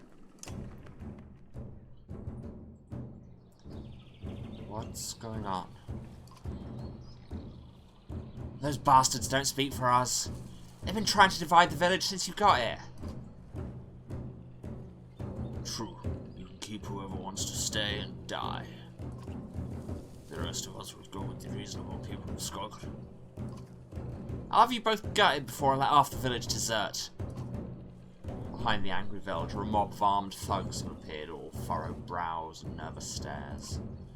We both know what'll happen to the rest of us if the fields are abandoned. Nobody leaves. Yeah, that seems harsh. And also, your village is probably doomed anyway, sorry. There won't be anything to attend once the Dredge arrive. Dredge my ass. I don't know what the scam is this time, Ogun, but you got two choices. Get back to work or I'm finally putting you in the ground. Morgan, what do you say? Thought it was unfair that you only asked me. Morgan draws his axe slowly, followed by Hogan. Despite their confidence, the brothers are significantly outnumbered. I think I make a poor farmer.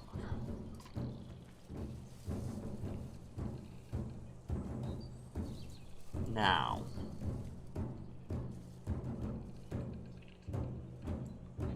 where do we stand on this? Leave them settle it themselves? Side with the villagers, or side with the two brothers?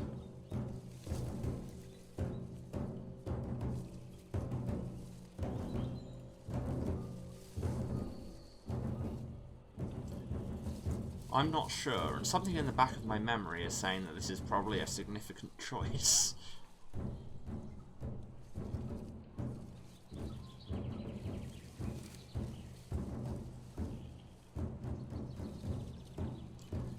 I feel like siding with them because they shouldn't get killed just for trying to leave the town? I mean, the others shouldn't get killed just for trying to stay in the town, but they're going to when the Dredge arrive, for one thing. Sure. Either let's make this a fair fight. Ivor steps forward. The thugs hesitate. As you pull your axe, you notice that the lad is nowhere to be seen. That's fine. And now we have Hogan and Mogan. Hogan, a rank 1 thrasher. Hogan and his brother Mogan have gotten the same question their entire lives. You don't find many twins about, and even fewer who know how to use an axe. Hogan tends to be the more level-headed of the two, which may explain why he ended up with a child and wife. Item ability, Bloody Flail. Hits 4 times, randomly hitting his opponent for strength or armor each time. On the last one, does damage equal to 1, plus 1 for each ally standing adjacent. Nice.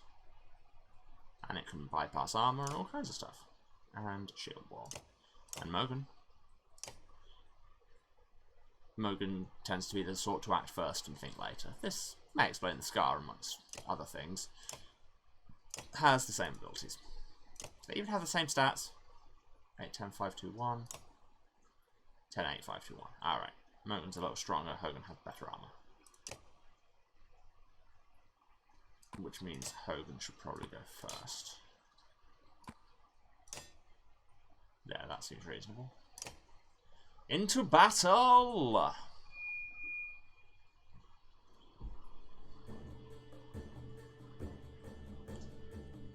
I mean, the fact that Ivor can just deploy there, right next to their archer, seems honestly hilarious. Oddleaf, get some flank on.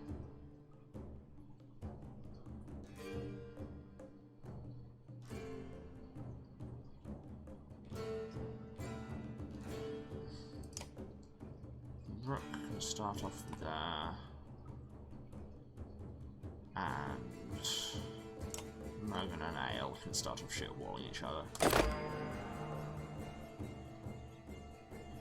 Oh hey, we start off with Ivor. So, yeah, just one-shot that archer. That's probably the best way to start.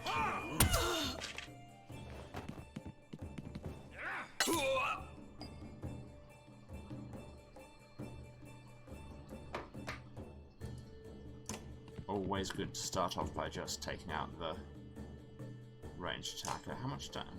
I can just do... Actually, he's got 2 exertion. Just 4 damage to strength straight away. Seems like the way to go.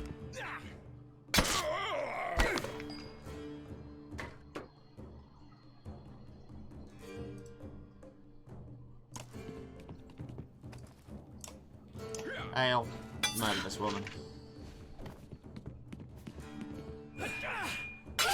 Don't murder that woman. Morgan, go over and make a point. One does not simply murder this woman.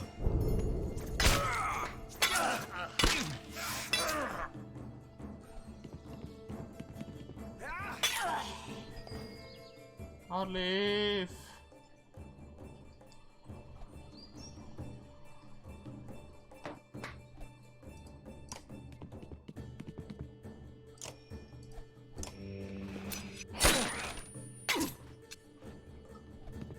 Yeah, that may not have been worth the willpower, but hey.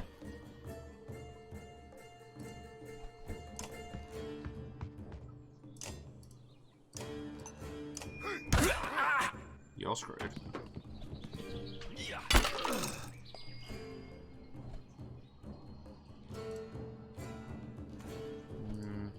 File.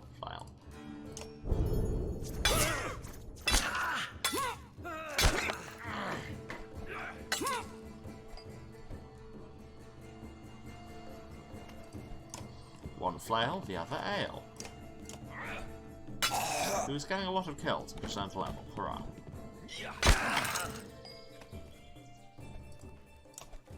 Murder this dude.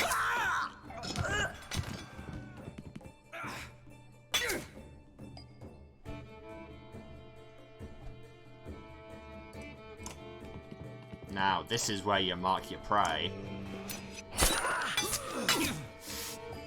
That went well. Ivor cannot do a thing.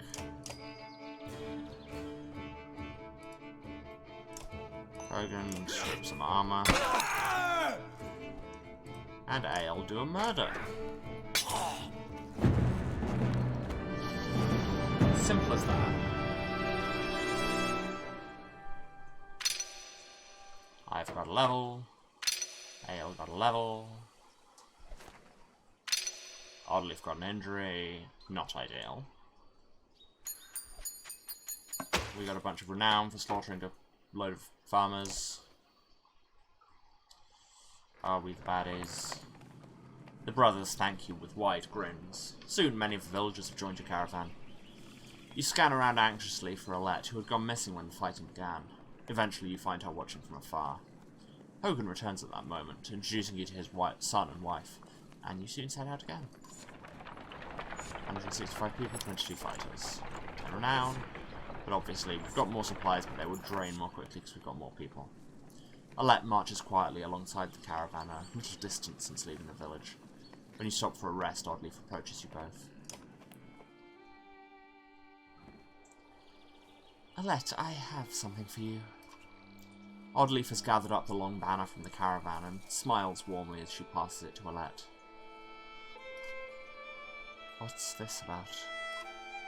I was hoping you'd sew up the banner with everything that's happened since we left Saga. Come find me another time, Rook, and we'll talk. Before you can comment, she departs. Dad, are you the chieftain now? Guess I'll have to find out later. The fact that no one can get dysentery on Nordic Oregon Trail is disappointing. Bold of you to assume. Oh, then that means... You're both quiet for a moment, while Alette unfurls the banner. Oddleif has been teaching me how to sew. She speaks pretty highly of you. Can we read the part about Mum? You nod. On the banner has been sewn the story of the families who've lived in Skog throughout the years, just as it's done on every banner in every town. I wish she were here, but I'm kind of glad she isn't. The section of banner about your family is short, but Alette has been sewing in colourful designs. Exactly, yes, we're the group that the English were afraid were going to come and steal all their women because they took baths and were hot. Why do you say that? So she doesn't have to deal with this. Dredge, leaving home, and... Why did you have to kill those men in the village? I mean, if it's okay to ask.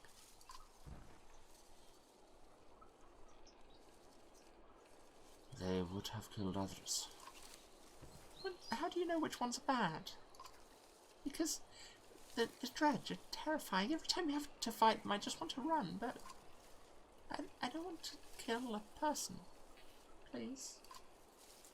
Are you mad at me? I'm glad you don't want to. Alette smiles at this, then her face sinks again.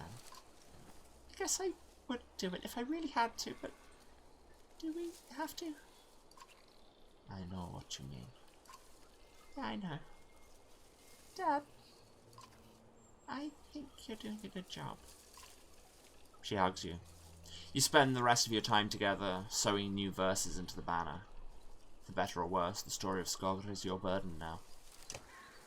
And that's why it's called the Banner Saga. But let's go talk. Actually, let's get some levels first. If I can hit level 3. Promote. Improves our ability.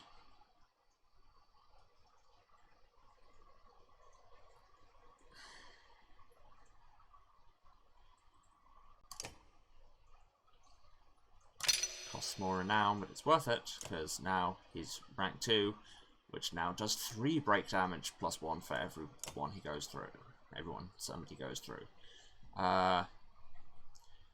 Let's have his willpower. It's all very well having 2 exertion, but if you've only got 4 willpower per fight, then, you know. Who else got a level? Ale. Point of break, point of exertion. Always the standards.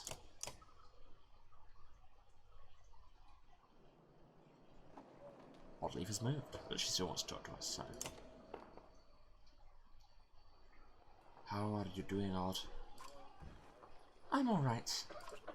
Not at first. Sometimes when a loved one dies, people say it doesn't sink in for a while. It sunk in for me right away. People tell me I'm a strong woman. It's funny.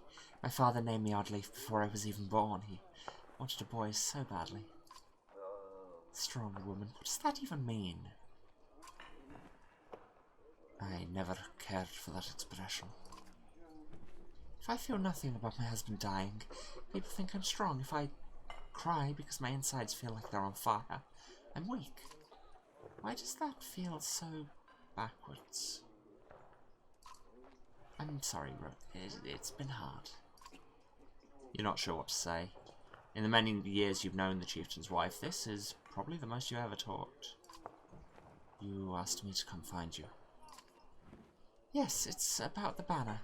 I thought about it a long time. He asked me to give it to you, you know, if something happened.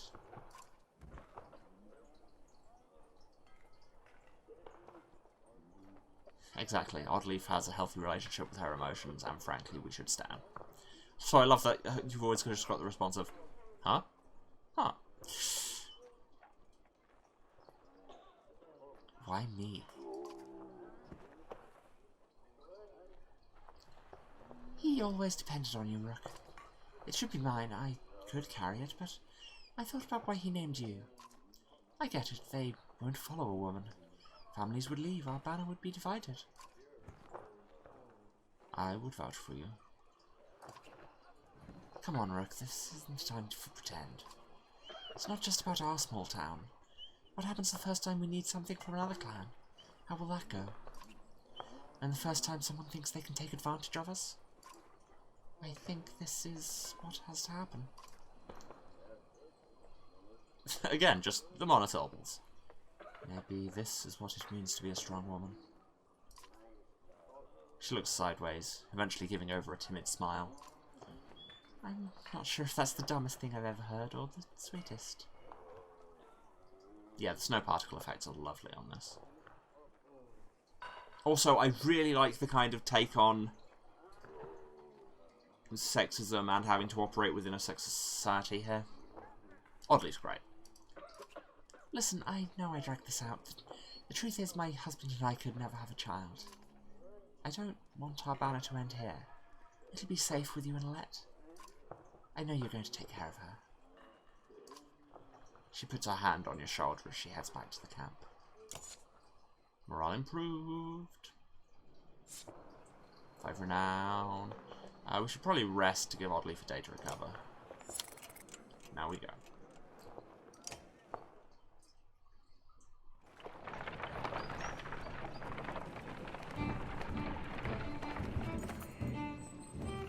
A small split in the trail. A few fighters stop to speak with you, each carrying a single pack. We recognize this place, one man says. Spent several years here with some kin. If they're still around, we have to warn them of what's coming. With luck, we'll find you again in less than a week.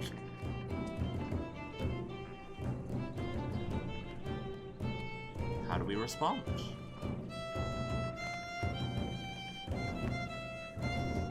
Because, yes, it would be good if they can go and get some family, but at the same time, it's risky and it weakens us.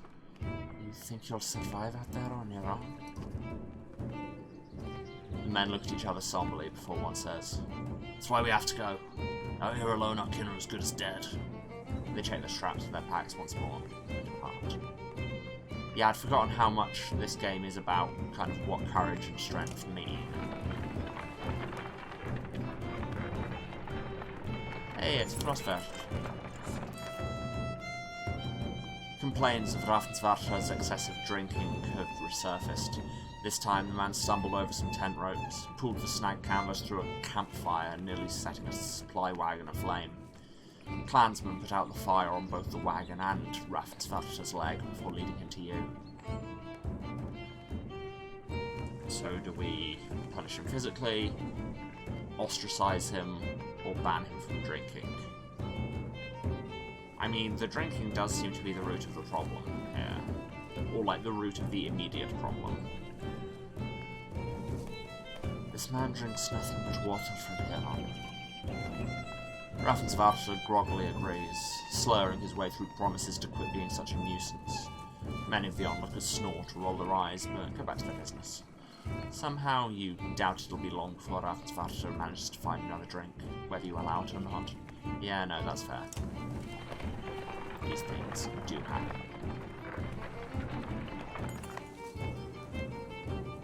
"Dredge!" shouts a man from the back of the caravan. It's Ravensvarta, staggering, the unabashed drunk, staggering towards you, looking not entirely sober. He screams again, pointing to trees in the distance. Fear races through the caravan as fighters pull their weapons. Scouts return with no sightings, and furious men surround Ravensvarta. Well, we don't want a lynching, and banishing him seems pointless. I mean, just in case, surely. There'll be time for that later, tell the men. For now, take no chances. A full day of uneasy rest passes with no sign of Dredge. The caravan's annoyed by the scare and the delay. Eventually Ravensvarta bursts into laughter, and you're sure there never were any Dredge. Not long after, Ravensvarta goes missing. Nobody searches for him, or seems to mind. Welp.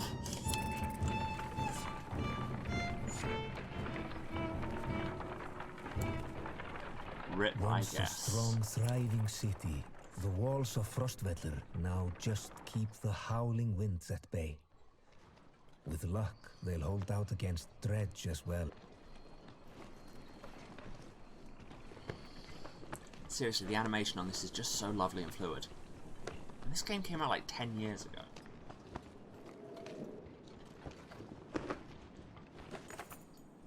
You jostle through fallow crowds of sunken faces who appear as though they've been freezing in front of Frostvellir for days. The gates are closed. You come to a stop at the bottom of the hill.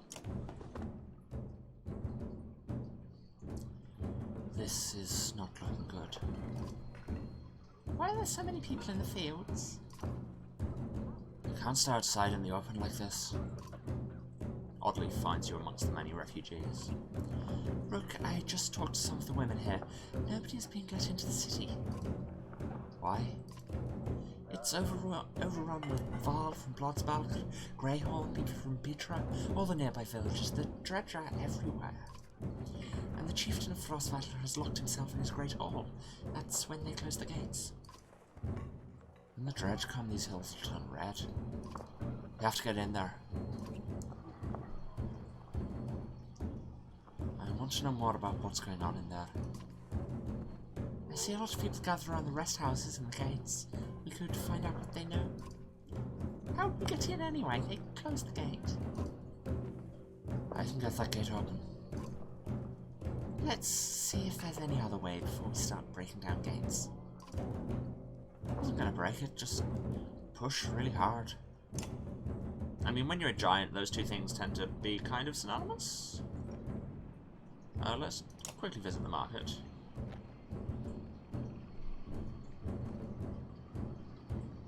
I mean, we may as well just buy all their supplies. Also, we have Dragonstone, 3 willpower, and Tistleberry, +2 will per rest. That's DP mad, but that's nice. Unusual carved stone is warm to the touch. Holding it fills you with steely resolve. Sure. The only person who can use it is, I believe, Ivor. And he was relatively low on willpower anyway. What's this one? Oh, that's just +1 will. Oddly. Sure.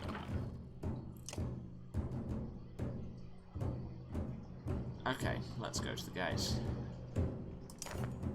You approach the gate where hundreds of people have gathered. In the trodden, bloody space in front of the doors, several pincushion bodies lie unclaimed, as though they simply belonged there. Archers up on the walls make it clear that nobody will be getting in. Men and women below intermittently call for mercy and reason when they're not flinging stones and curses. Find out more from the crowd. Spend an hour talking to different people who all have the same story. A couple of days ago, the chieftain shut himself in, closed the gates, and refused any more refugees. They've got huge stores of supplies in there too, adds one man. They're just ordering them. Ale pulls you aside. I was following the outside of these walls, he said. And there's a water passage we could squeeze through, I think. Not the whole caravan, but if a handful of us get in, we might open the gates from the inside. That sounds interesting. I'm not fitting through there, says Ivor when you arrive at the narrow ducts. Go without me. Looks like it'll get you on top of the walls and then down to the gate where you can open it. Yeah, I'll be fine. Wait for us at the gate, Ivor. Be quick. When Ale said water, you should have guessed runoff. Still, you manage to squeeze your way through tight stonework and force your way past an iron grate. You take stairs to the top of the walls. As you approach the gates, armed men take notice. They don't ask questions.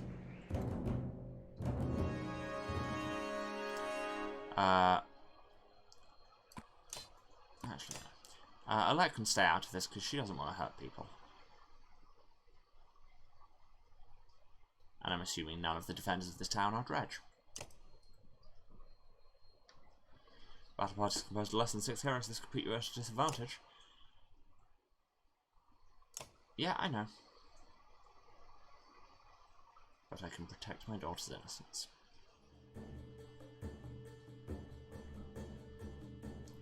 Oddleaf, get in next to Ale. If we can go full shield wall on these. Let's go.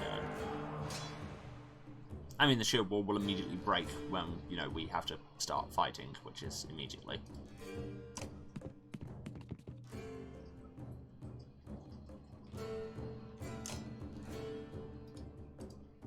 Flail on him, I think.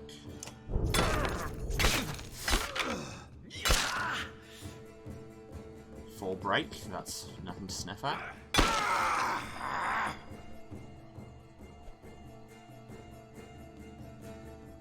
What's Ale's activated ulti? Oh, Stonewall, yeah. Just tanking my tank.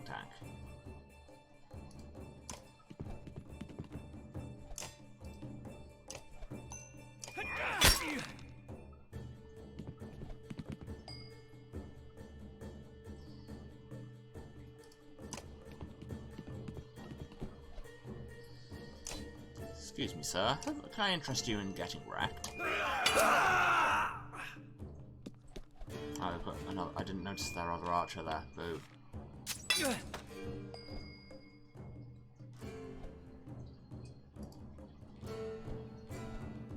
Actually, wait. I don't need to flank. It doesn't actually provide any tangible benefit as long as I'm in range.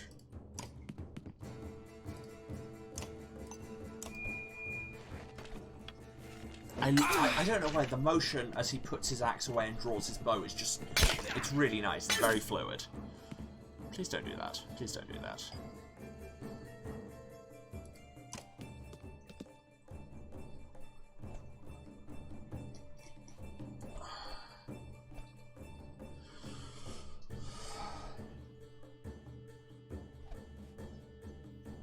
Now, does she just attack or put down some traps? I think just attacking would make most sense.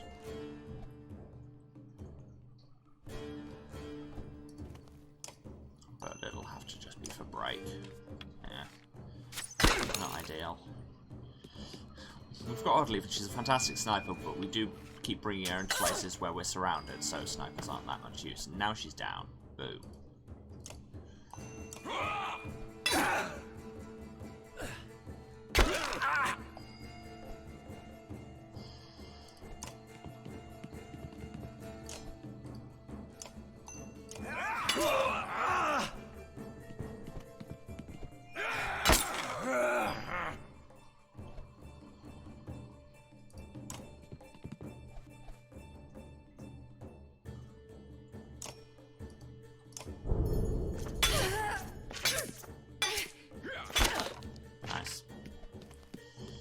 That's why Flare was great, because it can do damage even through a whole bunch of armor.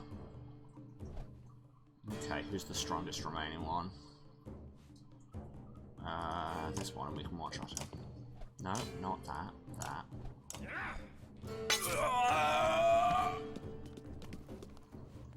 Lots of very dramatic death noises in this game. He'll be dead.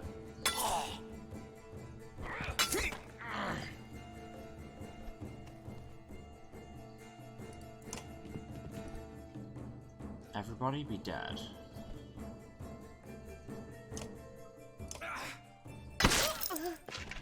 Ael's too wounded to actually kill anyone, but you know, you do what you can.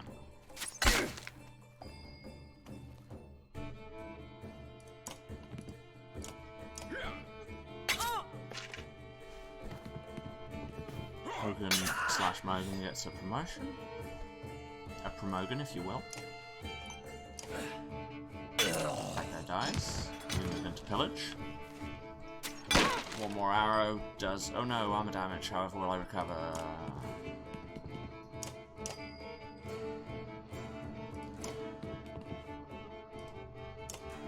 Take off some of her remaining armor. And then just Mirka. Not to be confused with Mirkur, who is also appropriate in this situation. Mogan is promote. Oddleaf is wound again. One day I'll remember how to play this and not get her injured every match. What in the depths are you doing? Okay, he is a pirate, but he can go with it. Letting ourselves in. See that? I'm very impressed. But all those people you just let in here, dead. All those women and children with you, dead. And thanks for killing the only ones holding this place together. Scott. What are you talking about? The man orders his guards to get the doors closed again before more refugees notice. If I knew there were fighters and a Val outside, I would have brought you in. I'm Eckett. I'm in charge here. Oh no, he's going Irish as well. You heard about the chieftain? We heard he's hiding out in the Great Hall. Oh really? Think you mean hiding out in a grave? He's eating worms, if that wasn't clear. You strange man. What happened in here? As soon as they heard Dredge were coming, anyone who couldn't swing an axe got put to the head. That's the short story. Yeah, anyway. Yeah, exactly. The accents, they're wildly inconsistent and pointless, but also they're not from Earth, so... At least 3 clans in here are warring over turf and food and the worst of the godforsaken farm. He eyes Ivor and shrugs with exaggeration as if simply stating the obvious. We're in more danger here than out there. Look, I was in charge here before things went to crap. Got some people who can fight. You got your own Varl. That counts for something. I can keep your flock safe in the Great Hall. You fight for me and take back Frostfell. I don't take sides. Too hard to tell when the good guys have become the bad. Fine, cut these sheep loose and watch your own asses. What do I care? All I want to do right now is get out of the damn streets. Think carefully about what you want.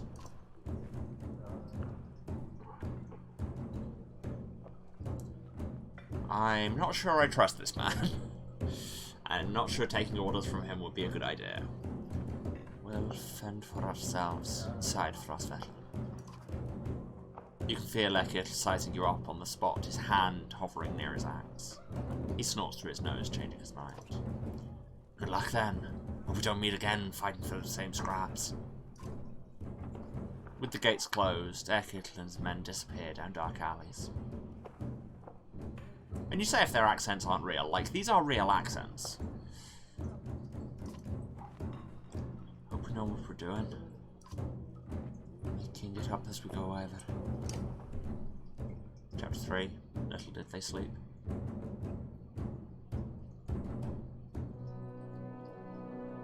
Meanwhile, back with the first group. On the wandering road coming out of Verdfjall.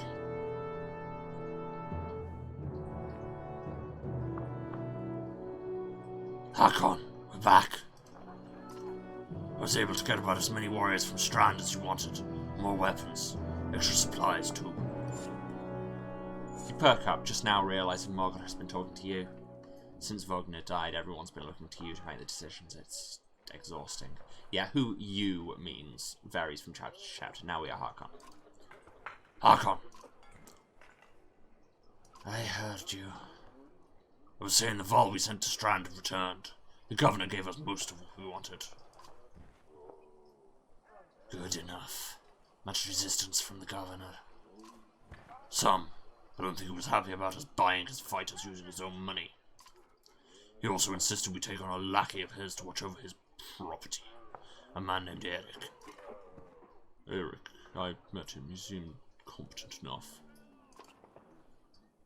Regardless, the governor will have to get over it unless he wants Dredge crawling through his streets.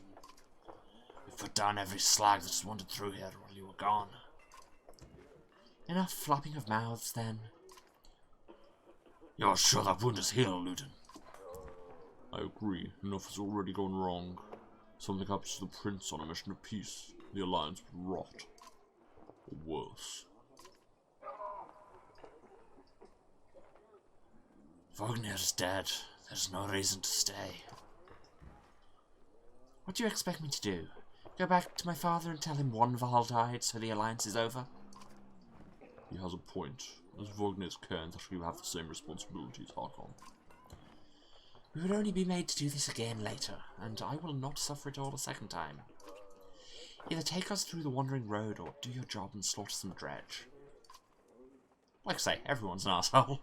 Apart from Oddleaf. Ludin turns abruptly with a scowl. He stamps back to his ring of tents and followers.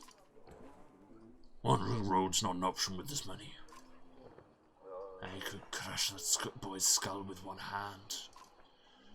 If Ludin won't be deterred, you'll have to deal with it. Don't let Ludin get to you. Let's go. I'm sick of looking at this dump. What do I tell the warriors, Hakon?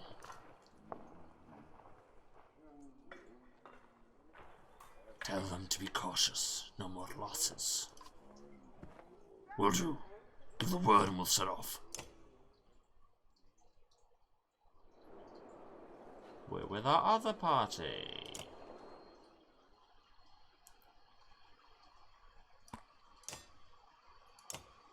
And Mo can get a promotion. A promotion, if you will. Or don't. Bit more exertion, bit more break.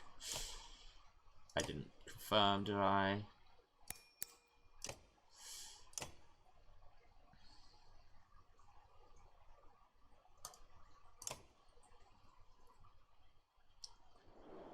But first, we need to talk to people. Hey, Mog. I'd ask how you're dealing with Vognir's death, but I already know the answer. Do you? Steady, old mugger, which is good. I know most of these Varl, but they're not under my command. They came to follow Vognir. Tell you the truth, I wouldn't want to be in your position either. Anything you can tell me about the caravan? Throw together this many Varl, half of them want to hit each other, the rest want to be left alone. Anyone I should keep an eye on? There's a couple of clan leaders trying to show off for each other. Not a big deal, I've got it under control. The fighters we just got from Strand aren't bad, but they're unruly. Give it a few days. And there are a few moaning about fighting for you instead of Vognir. These are the ones to worry about. What about Ludin's men? They don't want to hear anything from me, I know that. Any problems? Could be. Ludin's pet Varl is named Bercy. Not sure where he came from or what his deal is. Bastard knows how to fight, but there's something I don't like about him. His girl in red's scary too, Irsa. She's probably the best fighter Ludin's got, to be honest. I've overheard some of the Varl call her the Witch. Why? The flaming arrows, I think. It's a good trick, but the fire upsets our Varl more than the Dredge. Still doesn't make much sense. Witch? They're not scholars, Hakon. I think they're mostly just afraid of her. That makes more sense. Don't let her find out. Haven't you ever wanted to be in command? More than I am. Any more rope and I'd hang myself. I doubt that. I forget you weren't around back then. At one point I had more rope. I hung myself. Okay, yep, science. So no, I'm not interested in command, it's all yours. Thanks. I think we're walking into a death trap. There's many Varl. No, we should be alright. Things could get rough, though. I don't like being the one to send Varl to their deaths. I like worrying about myself, and that's the extent of it. Who would have expected Vognir to drop like that to a couple of slag? I'm still wondering what happened. He had hundreds of dead slag to his name. I don't get it. Just happens sometimes. No big moment. I'm sure it surprised him even more than us. Will I have to wonder? Never mind. Anyway, I'll worry about the warriors. You worry about not doing something stupid. Please, have you seen my stream? Of course we will. That's asking a lot. What were you holding back about Vognir? I'd rather not say, Hakon. Why not? It's the kind of thing that gets stuck in your head. You need a clear one. It's better if you let me worry about it. If you say so, keep it to yourself. Very well then, keep your secrets. If there's a reason to bring it up again, I will. Let's get back to it. Let me know if you need anything else. I will. And Ruben also wanted to talk. You knew him well, didn't you? Vognir? No. Well, I don't know, I remember him. Always rushing around with some important business, but I never knew him, never got a chance to talk much. Longer than I did in any case. I suppose so. When he spoke, Varl listened, I knew that. I could use help there. Scrivener leans back, considering the sentiment. I've seen worse. They respect you for your ability to swing an axe. They need to respect you for your actions. If you're not talking to the right Varl, Morgan's got some skill there, most I can do is hold a quill. What are you always putting down in that journal? What do you mean? What do I write? I write what happens. We've got a banner in Aberang for that, you know. You mean the long banner?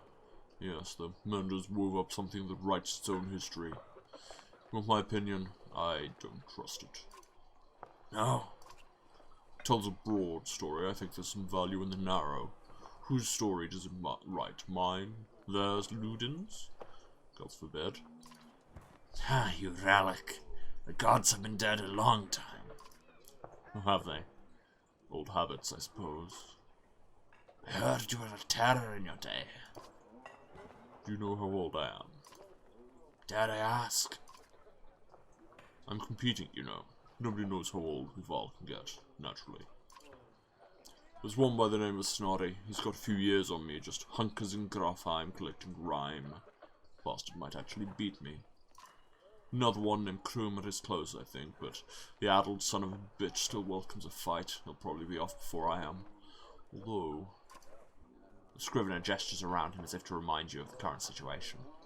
He chuckles. Anyway, point is, what difference does it make? I'm just a delivery burn for your end now. Can't remember half of what I've done. Hence the journal? Hence. Don't get fancy on my behalf, Harkon. Okay, I won't. What do you suppose happened to the sun? Gods, how should I know? Never seen something like this before. Are you worried? Some of the Varl in the caravan think the world's coming to an end. Others think it's the best thing that could happen. No more black months. I'll take it. If it's the end, I'm ready. What about the rest of us? To the depths with you. Ha! Get some rest. Always more marching to do. I've hoofed more hills than a horseborn with a grudge. Don't worry about me. Well, good. In that case, our morale is good, everything is good, let's leave. On the road to... where are we going? Where's our next stop?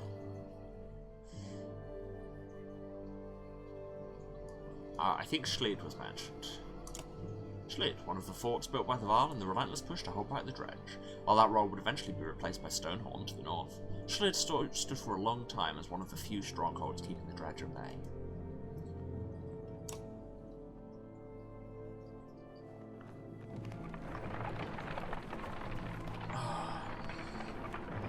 And the music in this is so nice and atmospheric as well. It's by Austin Wintory, who you might recognise from such other award-winning soundtracks as Journey, was his kind of big famous hit, but he's just really good orchestral video game composer. Look at that, says Mog. In the hills, more Dredge. No more than a dozen, though. We could just as easily pass by as rush up there to slaughter them. Lucian overhears. That's a dozen Dredge headed towards Strand, he says. You ask him when he started to care about Strand. I don't, he replies. I thought you did. You make a compelling point, let's go kill them. The caravan stops and waits while you lead a small detachment up the hillside to take care of the Dredge quickly. You tell Ludin to stay by the caravan. He folds his arms and mutters something about being treated like a child. What a foreign dignitary, calm down. Let's go.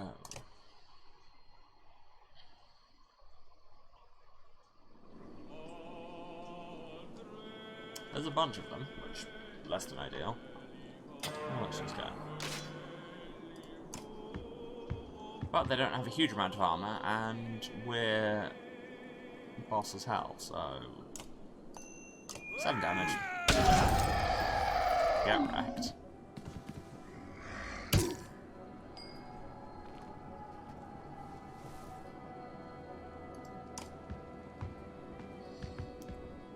Okay.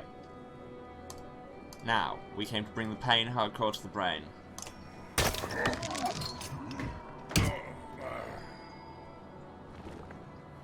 And yes, I will continue to make that reference.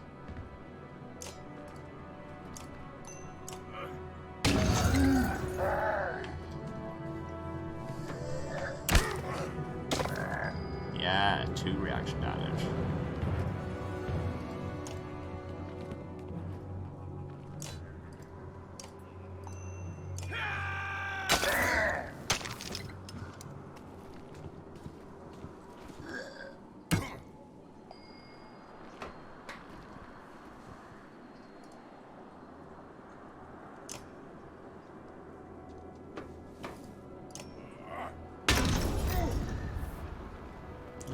Sundering Impact feels a little underwhelming, to be honest. No.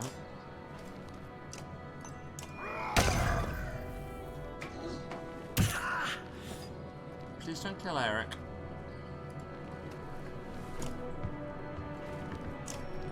No, not Tempest.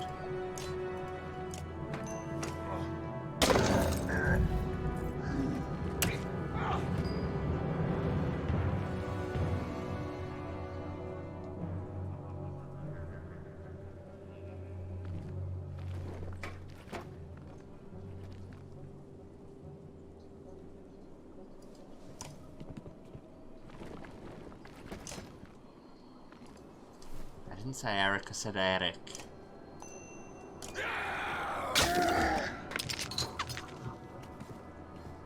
I should have done that to that one. Oh well.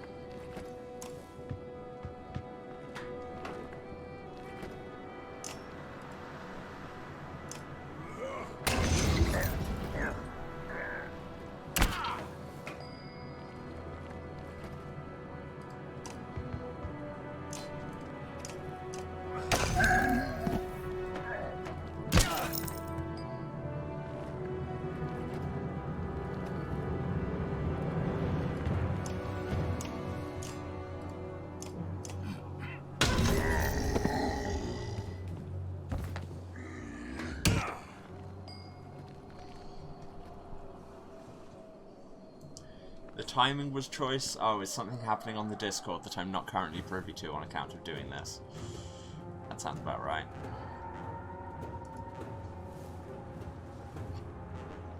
Now, it's 90%, and if I put 2 willpower on it, it's 90% chance of just a straight kill, which is probably decent. Yeah, nice job.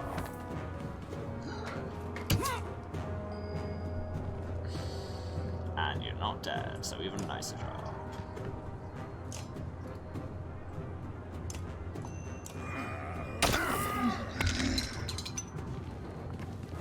Yeah, well, I am just going to have Bring the Pain stuck in my head. Oh no, now you're dead. Issues there. I'm going to have Bring the Pain stuck in my head for this entire game, aren't I?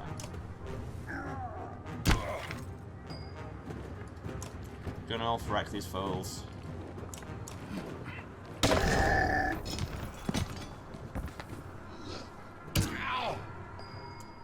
What does... As a kind of... name segment, what does Gun mean? Because it comes at the start of so many Old Norse names. And like, Ulv is wolf.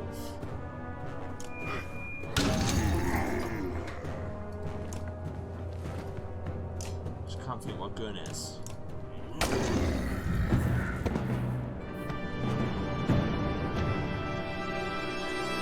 Well, that's a deeply threatening thing to say about the Discord, so I will see that when I get offline.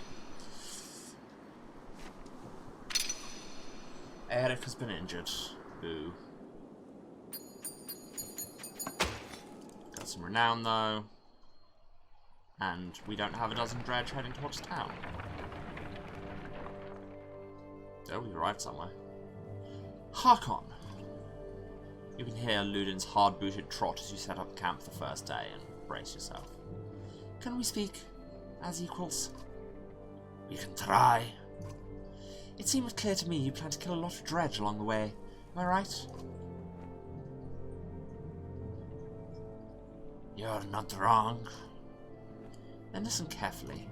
Don't assume only the Varl can fight. Do you understand me? That is my banner we fly to Grofheim, the banner of Arborang. I insist on joining in battle. Almost got it in your first encounter and ready for more. Whatever you like, Prince. And... oh. I expected more resistance. From Wagner, maybe. They tell me you were his Kent? That's why you're in charge now, some sort of next of kin Val thing? Don't you take on his responsibilities? Why the tough act, kid? Don't look down on me again, don't you dare. When you're nearly 200 years, it's hard to take a 20-year-old man. Is that right? Seriously. Better start, we'll both be kings someday. That's the last thing I need to think about right now. Ludin looks at you as though you just punched yourself in the face. He heads back to his tent before saying whatever was on his mind.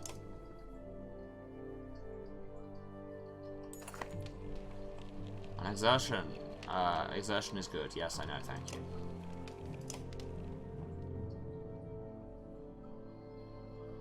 Eric has got 2 days of injury on him. Oh, now we have Ludin and Ersa and Bersi. Okay, let's level Gunulf. Improves his ability. Rank 2 Tempest can hit up to 3 enemies.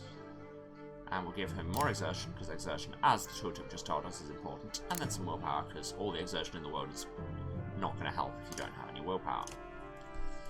Eric can also level, despite being injured. More break. More strength. But yeah, let's look. We've seen Ludin's stuff. Ursa. Rank 1 Siege Archer. Not many people know much about where Ursa came from, but ever since Ludin became old enough to train, Ursa has been close by. Rumours used to spread about a romantic relationship between the two, until Ursa found out about them, and then suddenly they stopped. Those who've spent much time near her have described the woman as intimidating. Active ability Slag and Burn. Throws a 5-tile area of slag onto the ground, which explodes immediately. Targeted tile takes damage depending on the skill. Adjacent units take 2 strength damage. If targeting an empty tile, coals appear on... it leaves randomly placed burning coals on unoccupied tiles. Walking over the coals causes 1 strength damage. I seem to remember this being really powerful. I'm talking about the ability. I know it just looked like I was posing with a glass of water, just, I've heard this is really powerful. And passive ability, Puncher. And Bersi is another Warhawk, so he's functionally the same as Gunulf, except he's got an axe instead of a sword and also isn't quite as hench.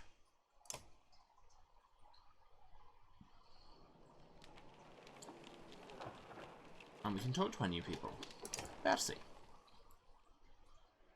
You have a moment? As you approach Bersi, he lowers the book he was reading. He doesn't strike you as the book reading type. You're Bersi. You're Harkon. We've gotten that out of the way, haven't we? I had some questions. Say what you want to say. What's Ivar doing working for Ludin? What's a Val doing working for another Val? What difference does it make? Looks like you're in charge right now, so do me a favor and don't get Ludin killed. He's important to you. No, but that's one way to put it. Where did you learn to fight? Same way as you, by fighting. You know what I mean? I robbed well-protected merchants for at least one man's lifetime, is that what you mean? Yeah, not anymore. I've had a lot of jobs. Can I trust you? What a loaded question. Depends what you mean. Whose back will you have if things go wrong? Assume I'm looking out for myself and you'll figure it out. Does Ludin understand that? Ludin doesn't even understand that half his army is here just to protect him from the people he talks to. I feel like historically that has been true of most princes. You laugh at the unexpected gouge. Bersi grins, pleased with himself. I won't keep you any longer. See you on the battlefield, O leader of Val. You could join us. I'm where I want to be. Don't forget what I said about keeping Ludin alive. Got it? As you step away, you can't help but wonder if there was a bit of threat behind that gravelly request. You think? Why are you wondering? That was pretty unveiled as a threat. And Ursa. Ursa, right. She watches you approach with her head tilted back and points a thumb towards Ludin's tent. No, here for you. Oh? Can we talk? Irsa shakes her head no. A smile on her lips, eyelids low. Why not? I don't. In those two curiously contradictory words, you get two impressions. She has a beautiful obsidian voice, and this might be a complete waste of time. She watches you expectantly. You don't talk? Why did I say talk? No. You do, though. I don't. She smiles warmly, clearly enjoying her game. She watches you expectantly. It's about the flaming arrows. She raises an eyebrow. Varl and fire don't get along. All you get is a shrug. If you're going to use them... She pulls an arrow. There's a flick of the wrist you don't quite catch. Suddenly a bird combusts in the tree behind you and falls to the ground, smouldering. Half the camp has turned to watch. I mean, no need for that, but sure. Don't tell me not to. You're Ludin's bodyguard? No, he's mine. Before you have the chance to be confused, she cackles, abrupt and loud. Then looks slightly embarrassed. You are his personal guard, though. Her expression changes to, of course. How did you end up with someone like Ludin? Luck. Well, this has been fun. Oh, God, shit. There was a line there and my finger accidentally double-clicked. Until next time, Irsa. I can't. You stop and look over your shoulder. I am a witch, so be careful. She puts her forefinger to her lips with a soft shh. You depart, not quite sure what to make of that. Yep, I share the feeling. We can always rest and let Eric recover. But he'll recover on the road, I think. I think you still heal on the road.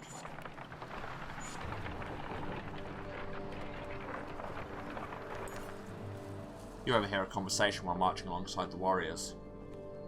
I'm happy to stomp some slags and watch the next Varl, but I didn't join up to take orders from Hakon, says one. Apparently he doesn't realise you're within earshot. Not willing to die for him either. So, do we make our presence known but ignore them? Challenge them to a fight? Threaten them? Or just straight cold cock him? I think here a lot kind of depends on feeling out how Varl society works. And you know what? We've already said that people should be followed for what they do and that they respect strength. I'm feeling just cold cocking him.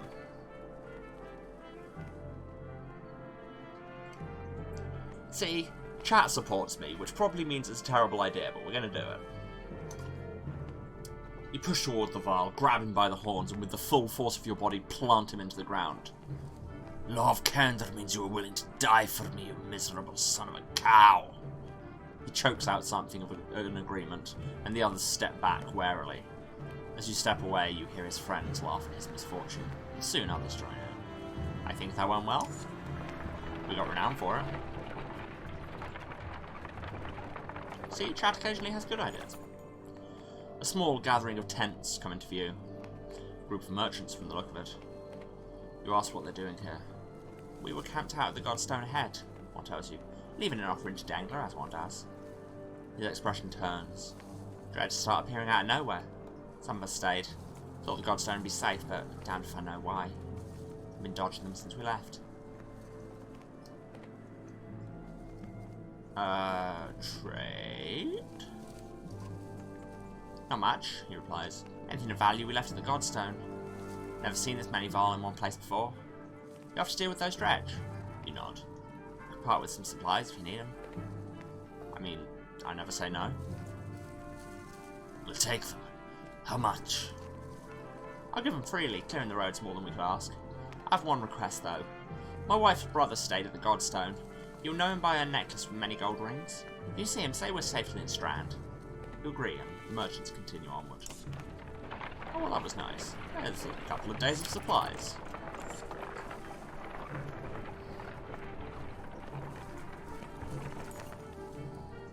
The caravan slows unexpectedly.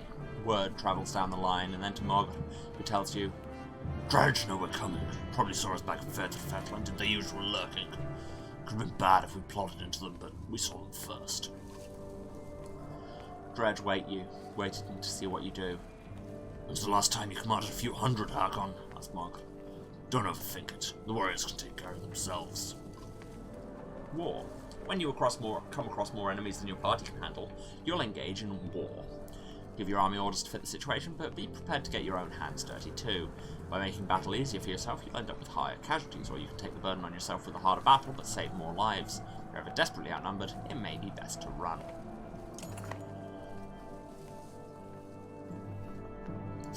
So there must be at least 501 of them. You have 185 human fighters and 466 Val, so we have them outnumbered, which is good.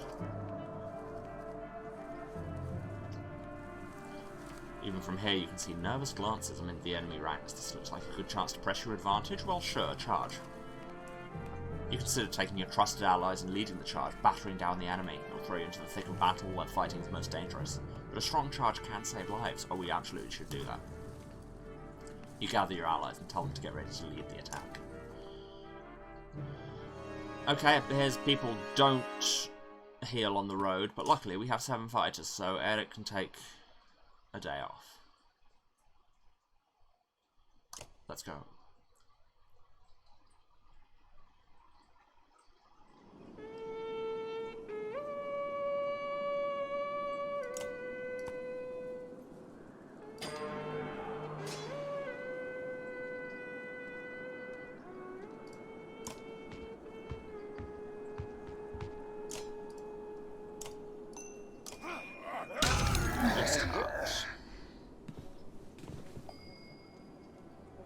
Those slingers? No, good. I saw the pouches on their backs and was like, are those slingers? Because I remember Dredge slingers being annoying as hell. Okay, that's a scourge, so he can summon more people. We should not let him do that.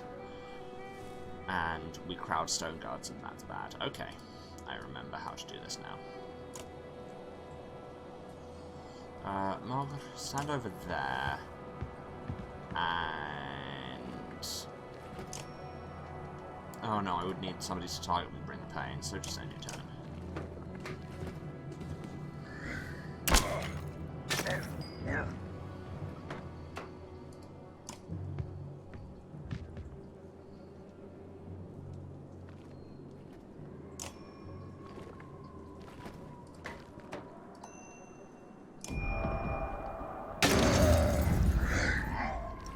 I think that went well. Especially because the splash damage trips off both of them.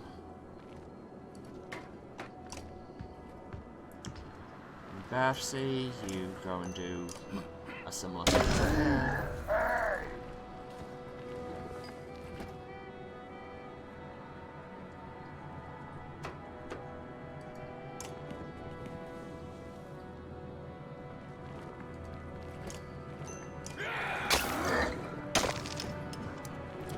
Those chain reactions well.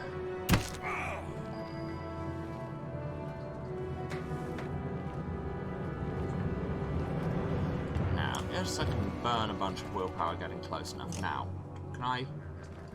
if I slag there... I think that'll hit 2 of them?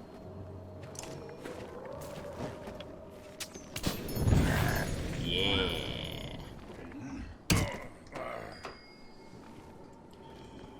Okay, just kill this fool.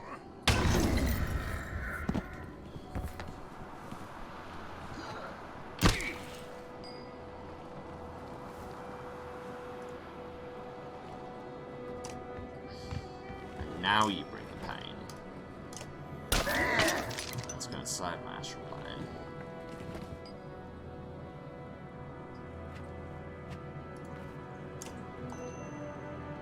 Actually... no, it makes more sense if you Tempest again and hit them both.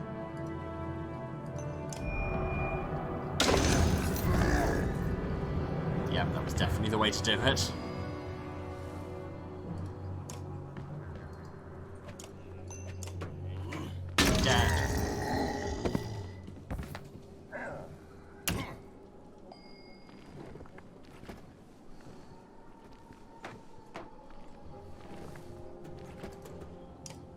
do that again. Get some armor off both of them.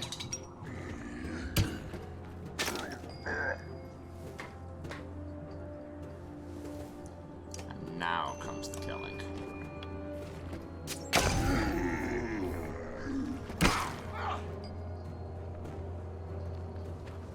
Nah, see, I have maneuvered badly.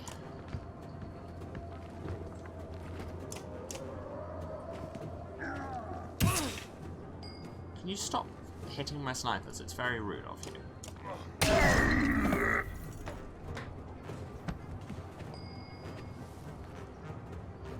I mean, Gunnulf can't punish you for it, but somebody will, I'm sure.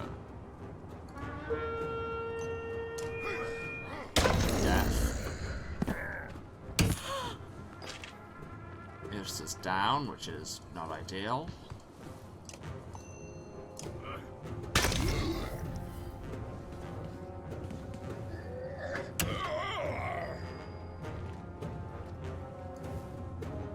Actually, we should do that. You can impale. Which does strength damage, and then push them away so they take more strength damage if they move, which he just did a bunch of, like an idiot.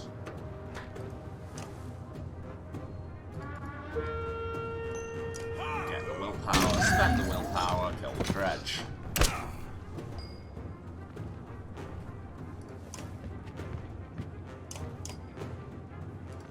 And death.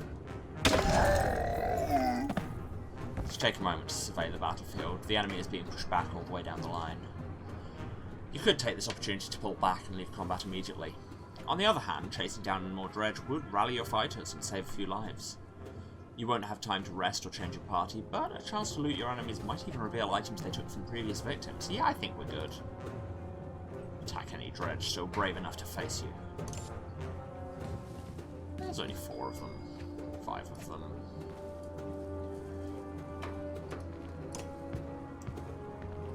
Tempest, Tempest.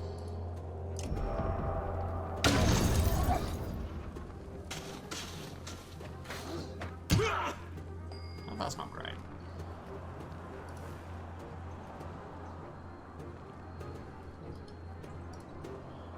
Impale only has 1 range, right? Yeah, in that case might be worth using it on him.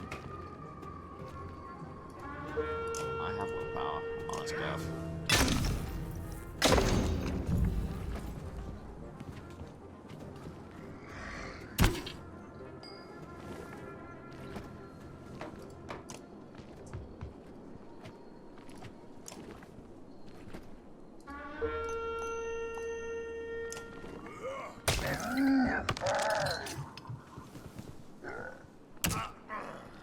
You seem to be getting mobbed. Would you like some help with that?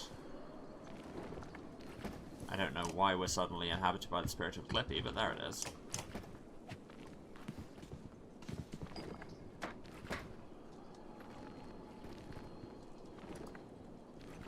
Actually, no.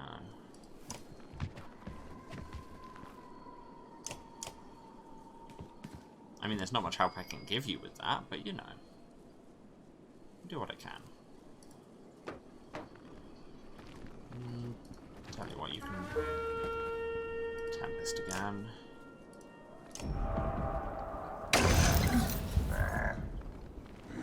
Exploit that splash damage. The Impale only did 1 bonus damage, so not brilliant, but it's a living. By which I mean dying for you.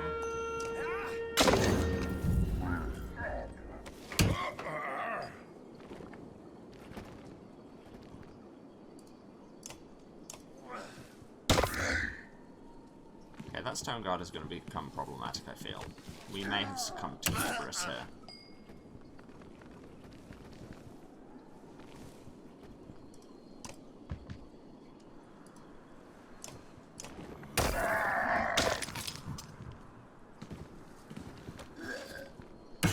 But then succumbing to hubris is literally my whole thing. So...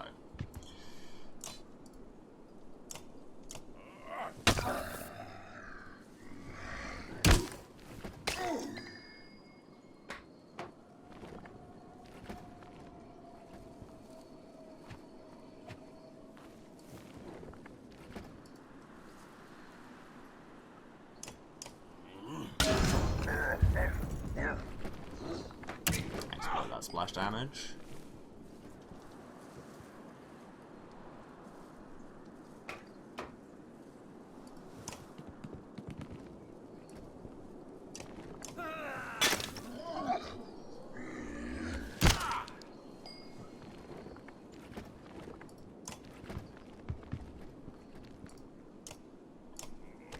Hartman may be going down as soon as that stone guard can move again.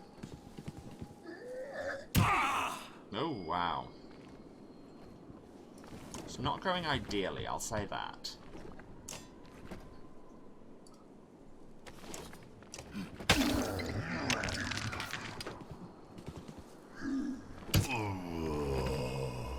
Okay. Mistakes have perhaps been made.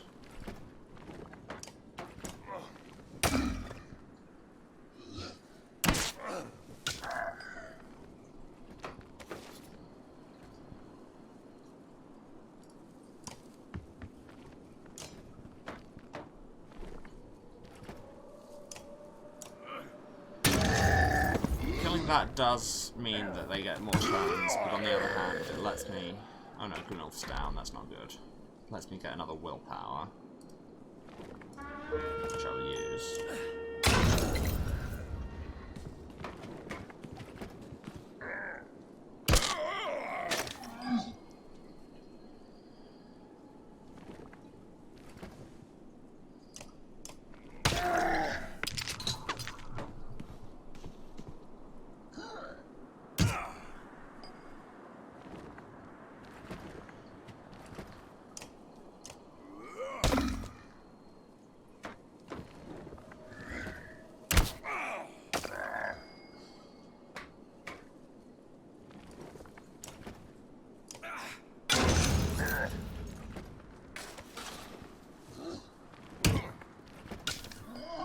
There's such a thud with all of these hits.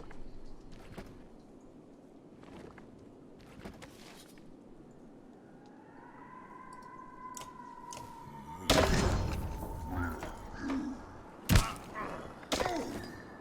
think whichever way this goes, it is going to be close as hell.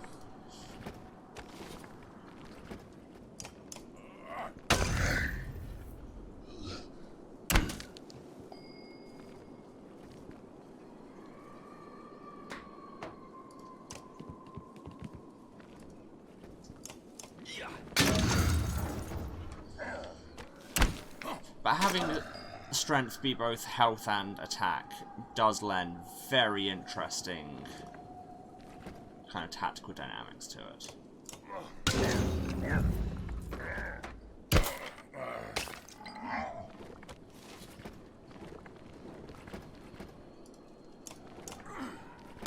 Big long punch up going on over here.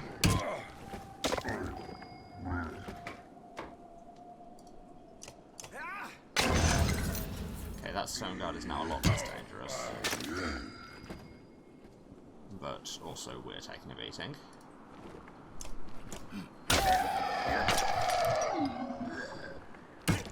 Also the dredge noises are very kind of viscerally unpleasant, which they really should be. No.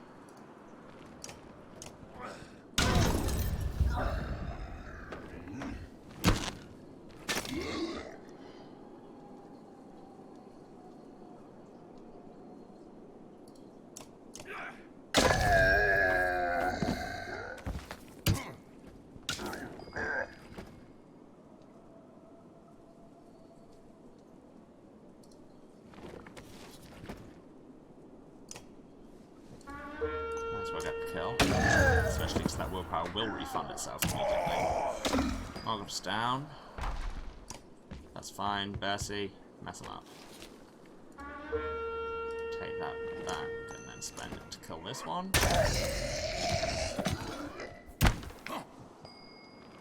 We've made it just. We're going to need a bunch of days of rest in camp even to fix this, but that's fine because we just bought a bunch of supplies. Gained item Svalin dust. Don't know what that does.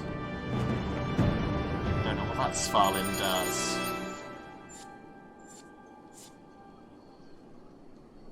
Did you see all those zeros? No people lost. I think that deserves a quick.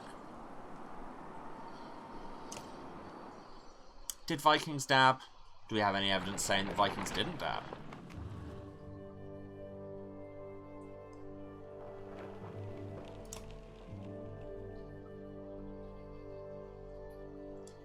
Svalin Dust, +2 armor. Yes, thank you. Powder crushed from unusual rocks of the not-fettling wastes are often used to paint shields, adding to their strength.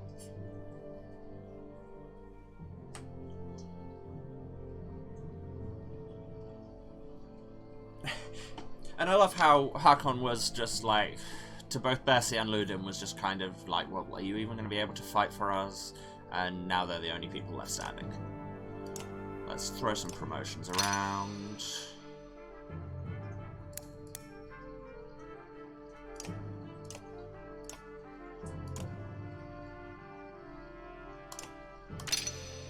Upgrades his ability. Adds +2 to return the favour and +1 to the bring the pain attack. Nice.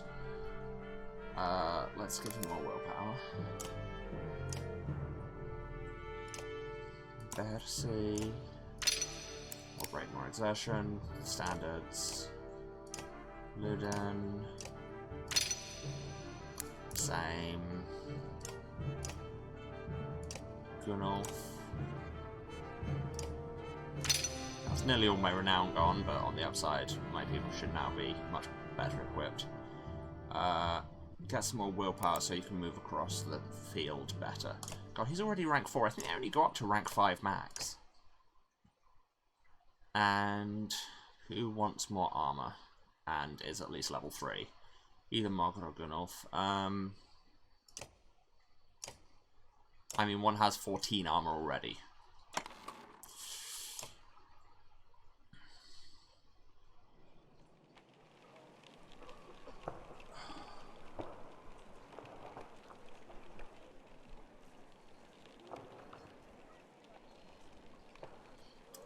Let's, like I say, spend a few days resting. We've got 66 days of supplies. I think we'll be fine.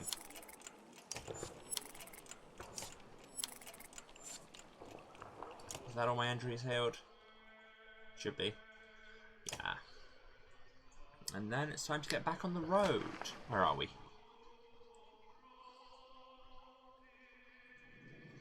We're only a tiny amount of the way across the road up from there to Fertile. But we'll get there eventually. This is, you know, it's a longish game, and even more so since I have to do all the dialogue. But looking at the time, I think that is actually an excellent time for me to sign off for today, because, you know, it's been even slightly longer than I normally play, so lucky you, I don't know. Apologies, one of those two things. So it just remains for me to do the wrap-up. Thanks to everyone who's been watching. Thanks for sticking with me as we delve into a new game. Words. Thanks everyone who stayed to the end, it means a lot. If you've been watching this, you know where to find me, but just in case, this is twitch.tv/Sarasent, that's SERASENT, the House of Hubris. You'll see it on the title card in a minute. And I'm streaming every Tuesday, Thursday and Saturday at 2 PM GMT, that is 9 AM Eastern, 6 Pacific, other time zones are available. And we will be continuing the entire trilogy of this. Because, hey, I've done 2 trilogies so far. A, we should do a third one just because trilogies, and B, one was good fun, one left me angry at the entire world for containing it, so we'll see where on the scale this one comes. If you want to be notified when I'm becoming infuriated at the world, consider throwing us a follow, doesn't cost you anything, and, you know, lets you see when I'm live. Yeah, the trilogy, exactly. And if you miss anything, VODs are on my Twitch for 8 weeks after the fact. I think it's actually 60 days, but I keep saying 8 weeks, so I'll stick with that. Or about 2 weeks-ish after they've been on here, you can find them on my YouTube. Link is down there-ish. I'm pointing that. I always think that's the place. I don't know. I don't watch this on the public-facing side. That's your job. But yeah, it's a link down there. It says VOD Archive. It's easy to find. Or it's youtube.com/users/rf191999. If you want to go and subscribe over there, we have videos going all the way back to the start of the channel. That is over a year of content now. Tons of different games, so hopefully there should be something that tickles your fancy. And consider throwing us a subscription, and then you get hot, fresh VODs delivered to your subscription feed, again, every Tuesday, Thursday, and Saturday. So that's cool for you. It's also cool for me, because it's good having you all around.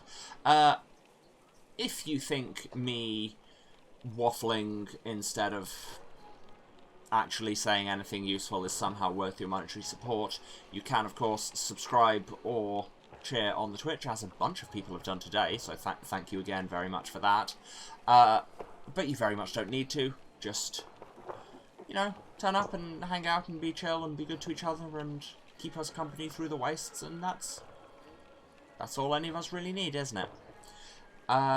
Yes, Emily, just for you, sleep is good. I should perhaps do more of it, she says, having woken up at 12:30 again. At the minute, my sleep schedule is a thing. And I use the word schedule quite wrongly. Yeah, what else? If you want to find me elsewhere on the internet, best place to track down my ramblings and memes and stream notifications is on Twitter. Again, there's a link at the bottom, or it's at Waruce, that's W-A-R-U-C-E. And I think that is everything. It seems appropriate to finish this Viking game with a raid, so I'm gonna... Like, the title card will come up in a minute, but hang around. I'm throwing a raid over to Tom Crosby, because he's live. See what he's doing. Probably Rubik's Cubes and general nattering is usually the way. But yeah, so I would just say thanks again to everyone who's been here. Yeah, I'm really looking forward to getting into this series. Yeah, love you all. See you again on Thursday for more of this, and stick around for the raid. Bye.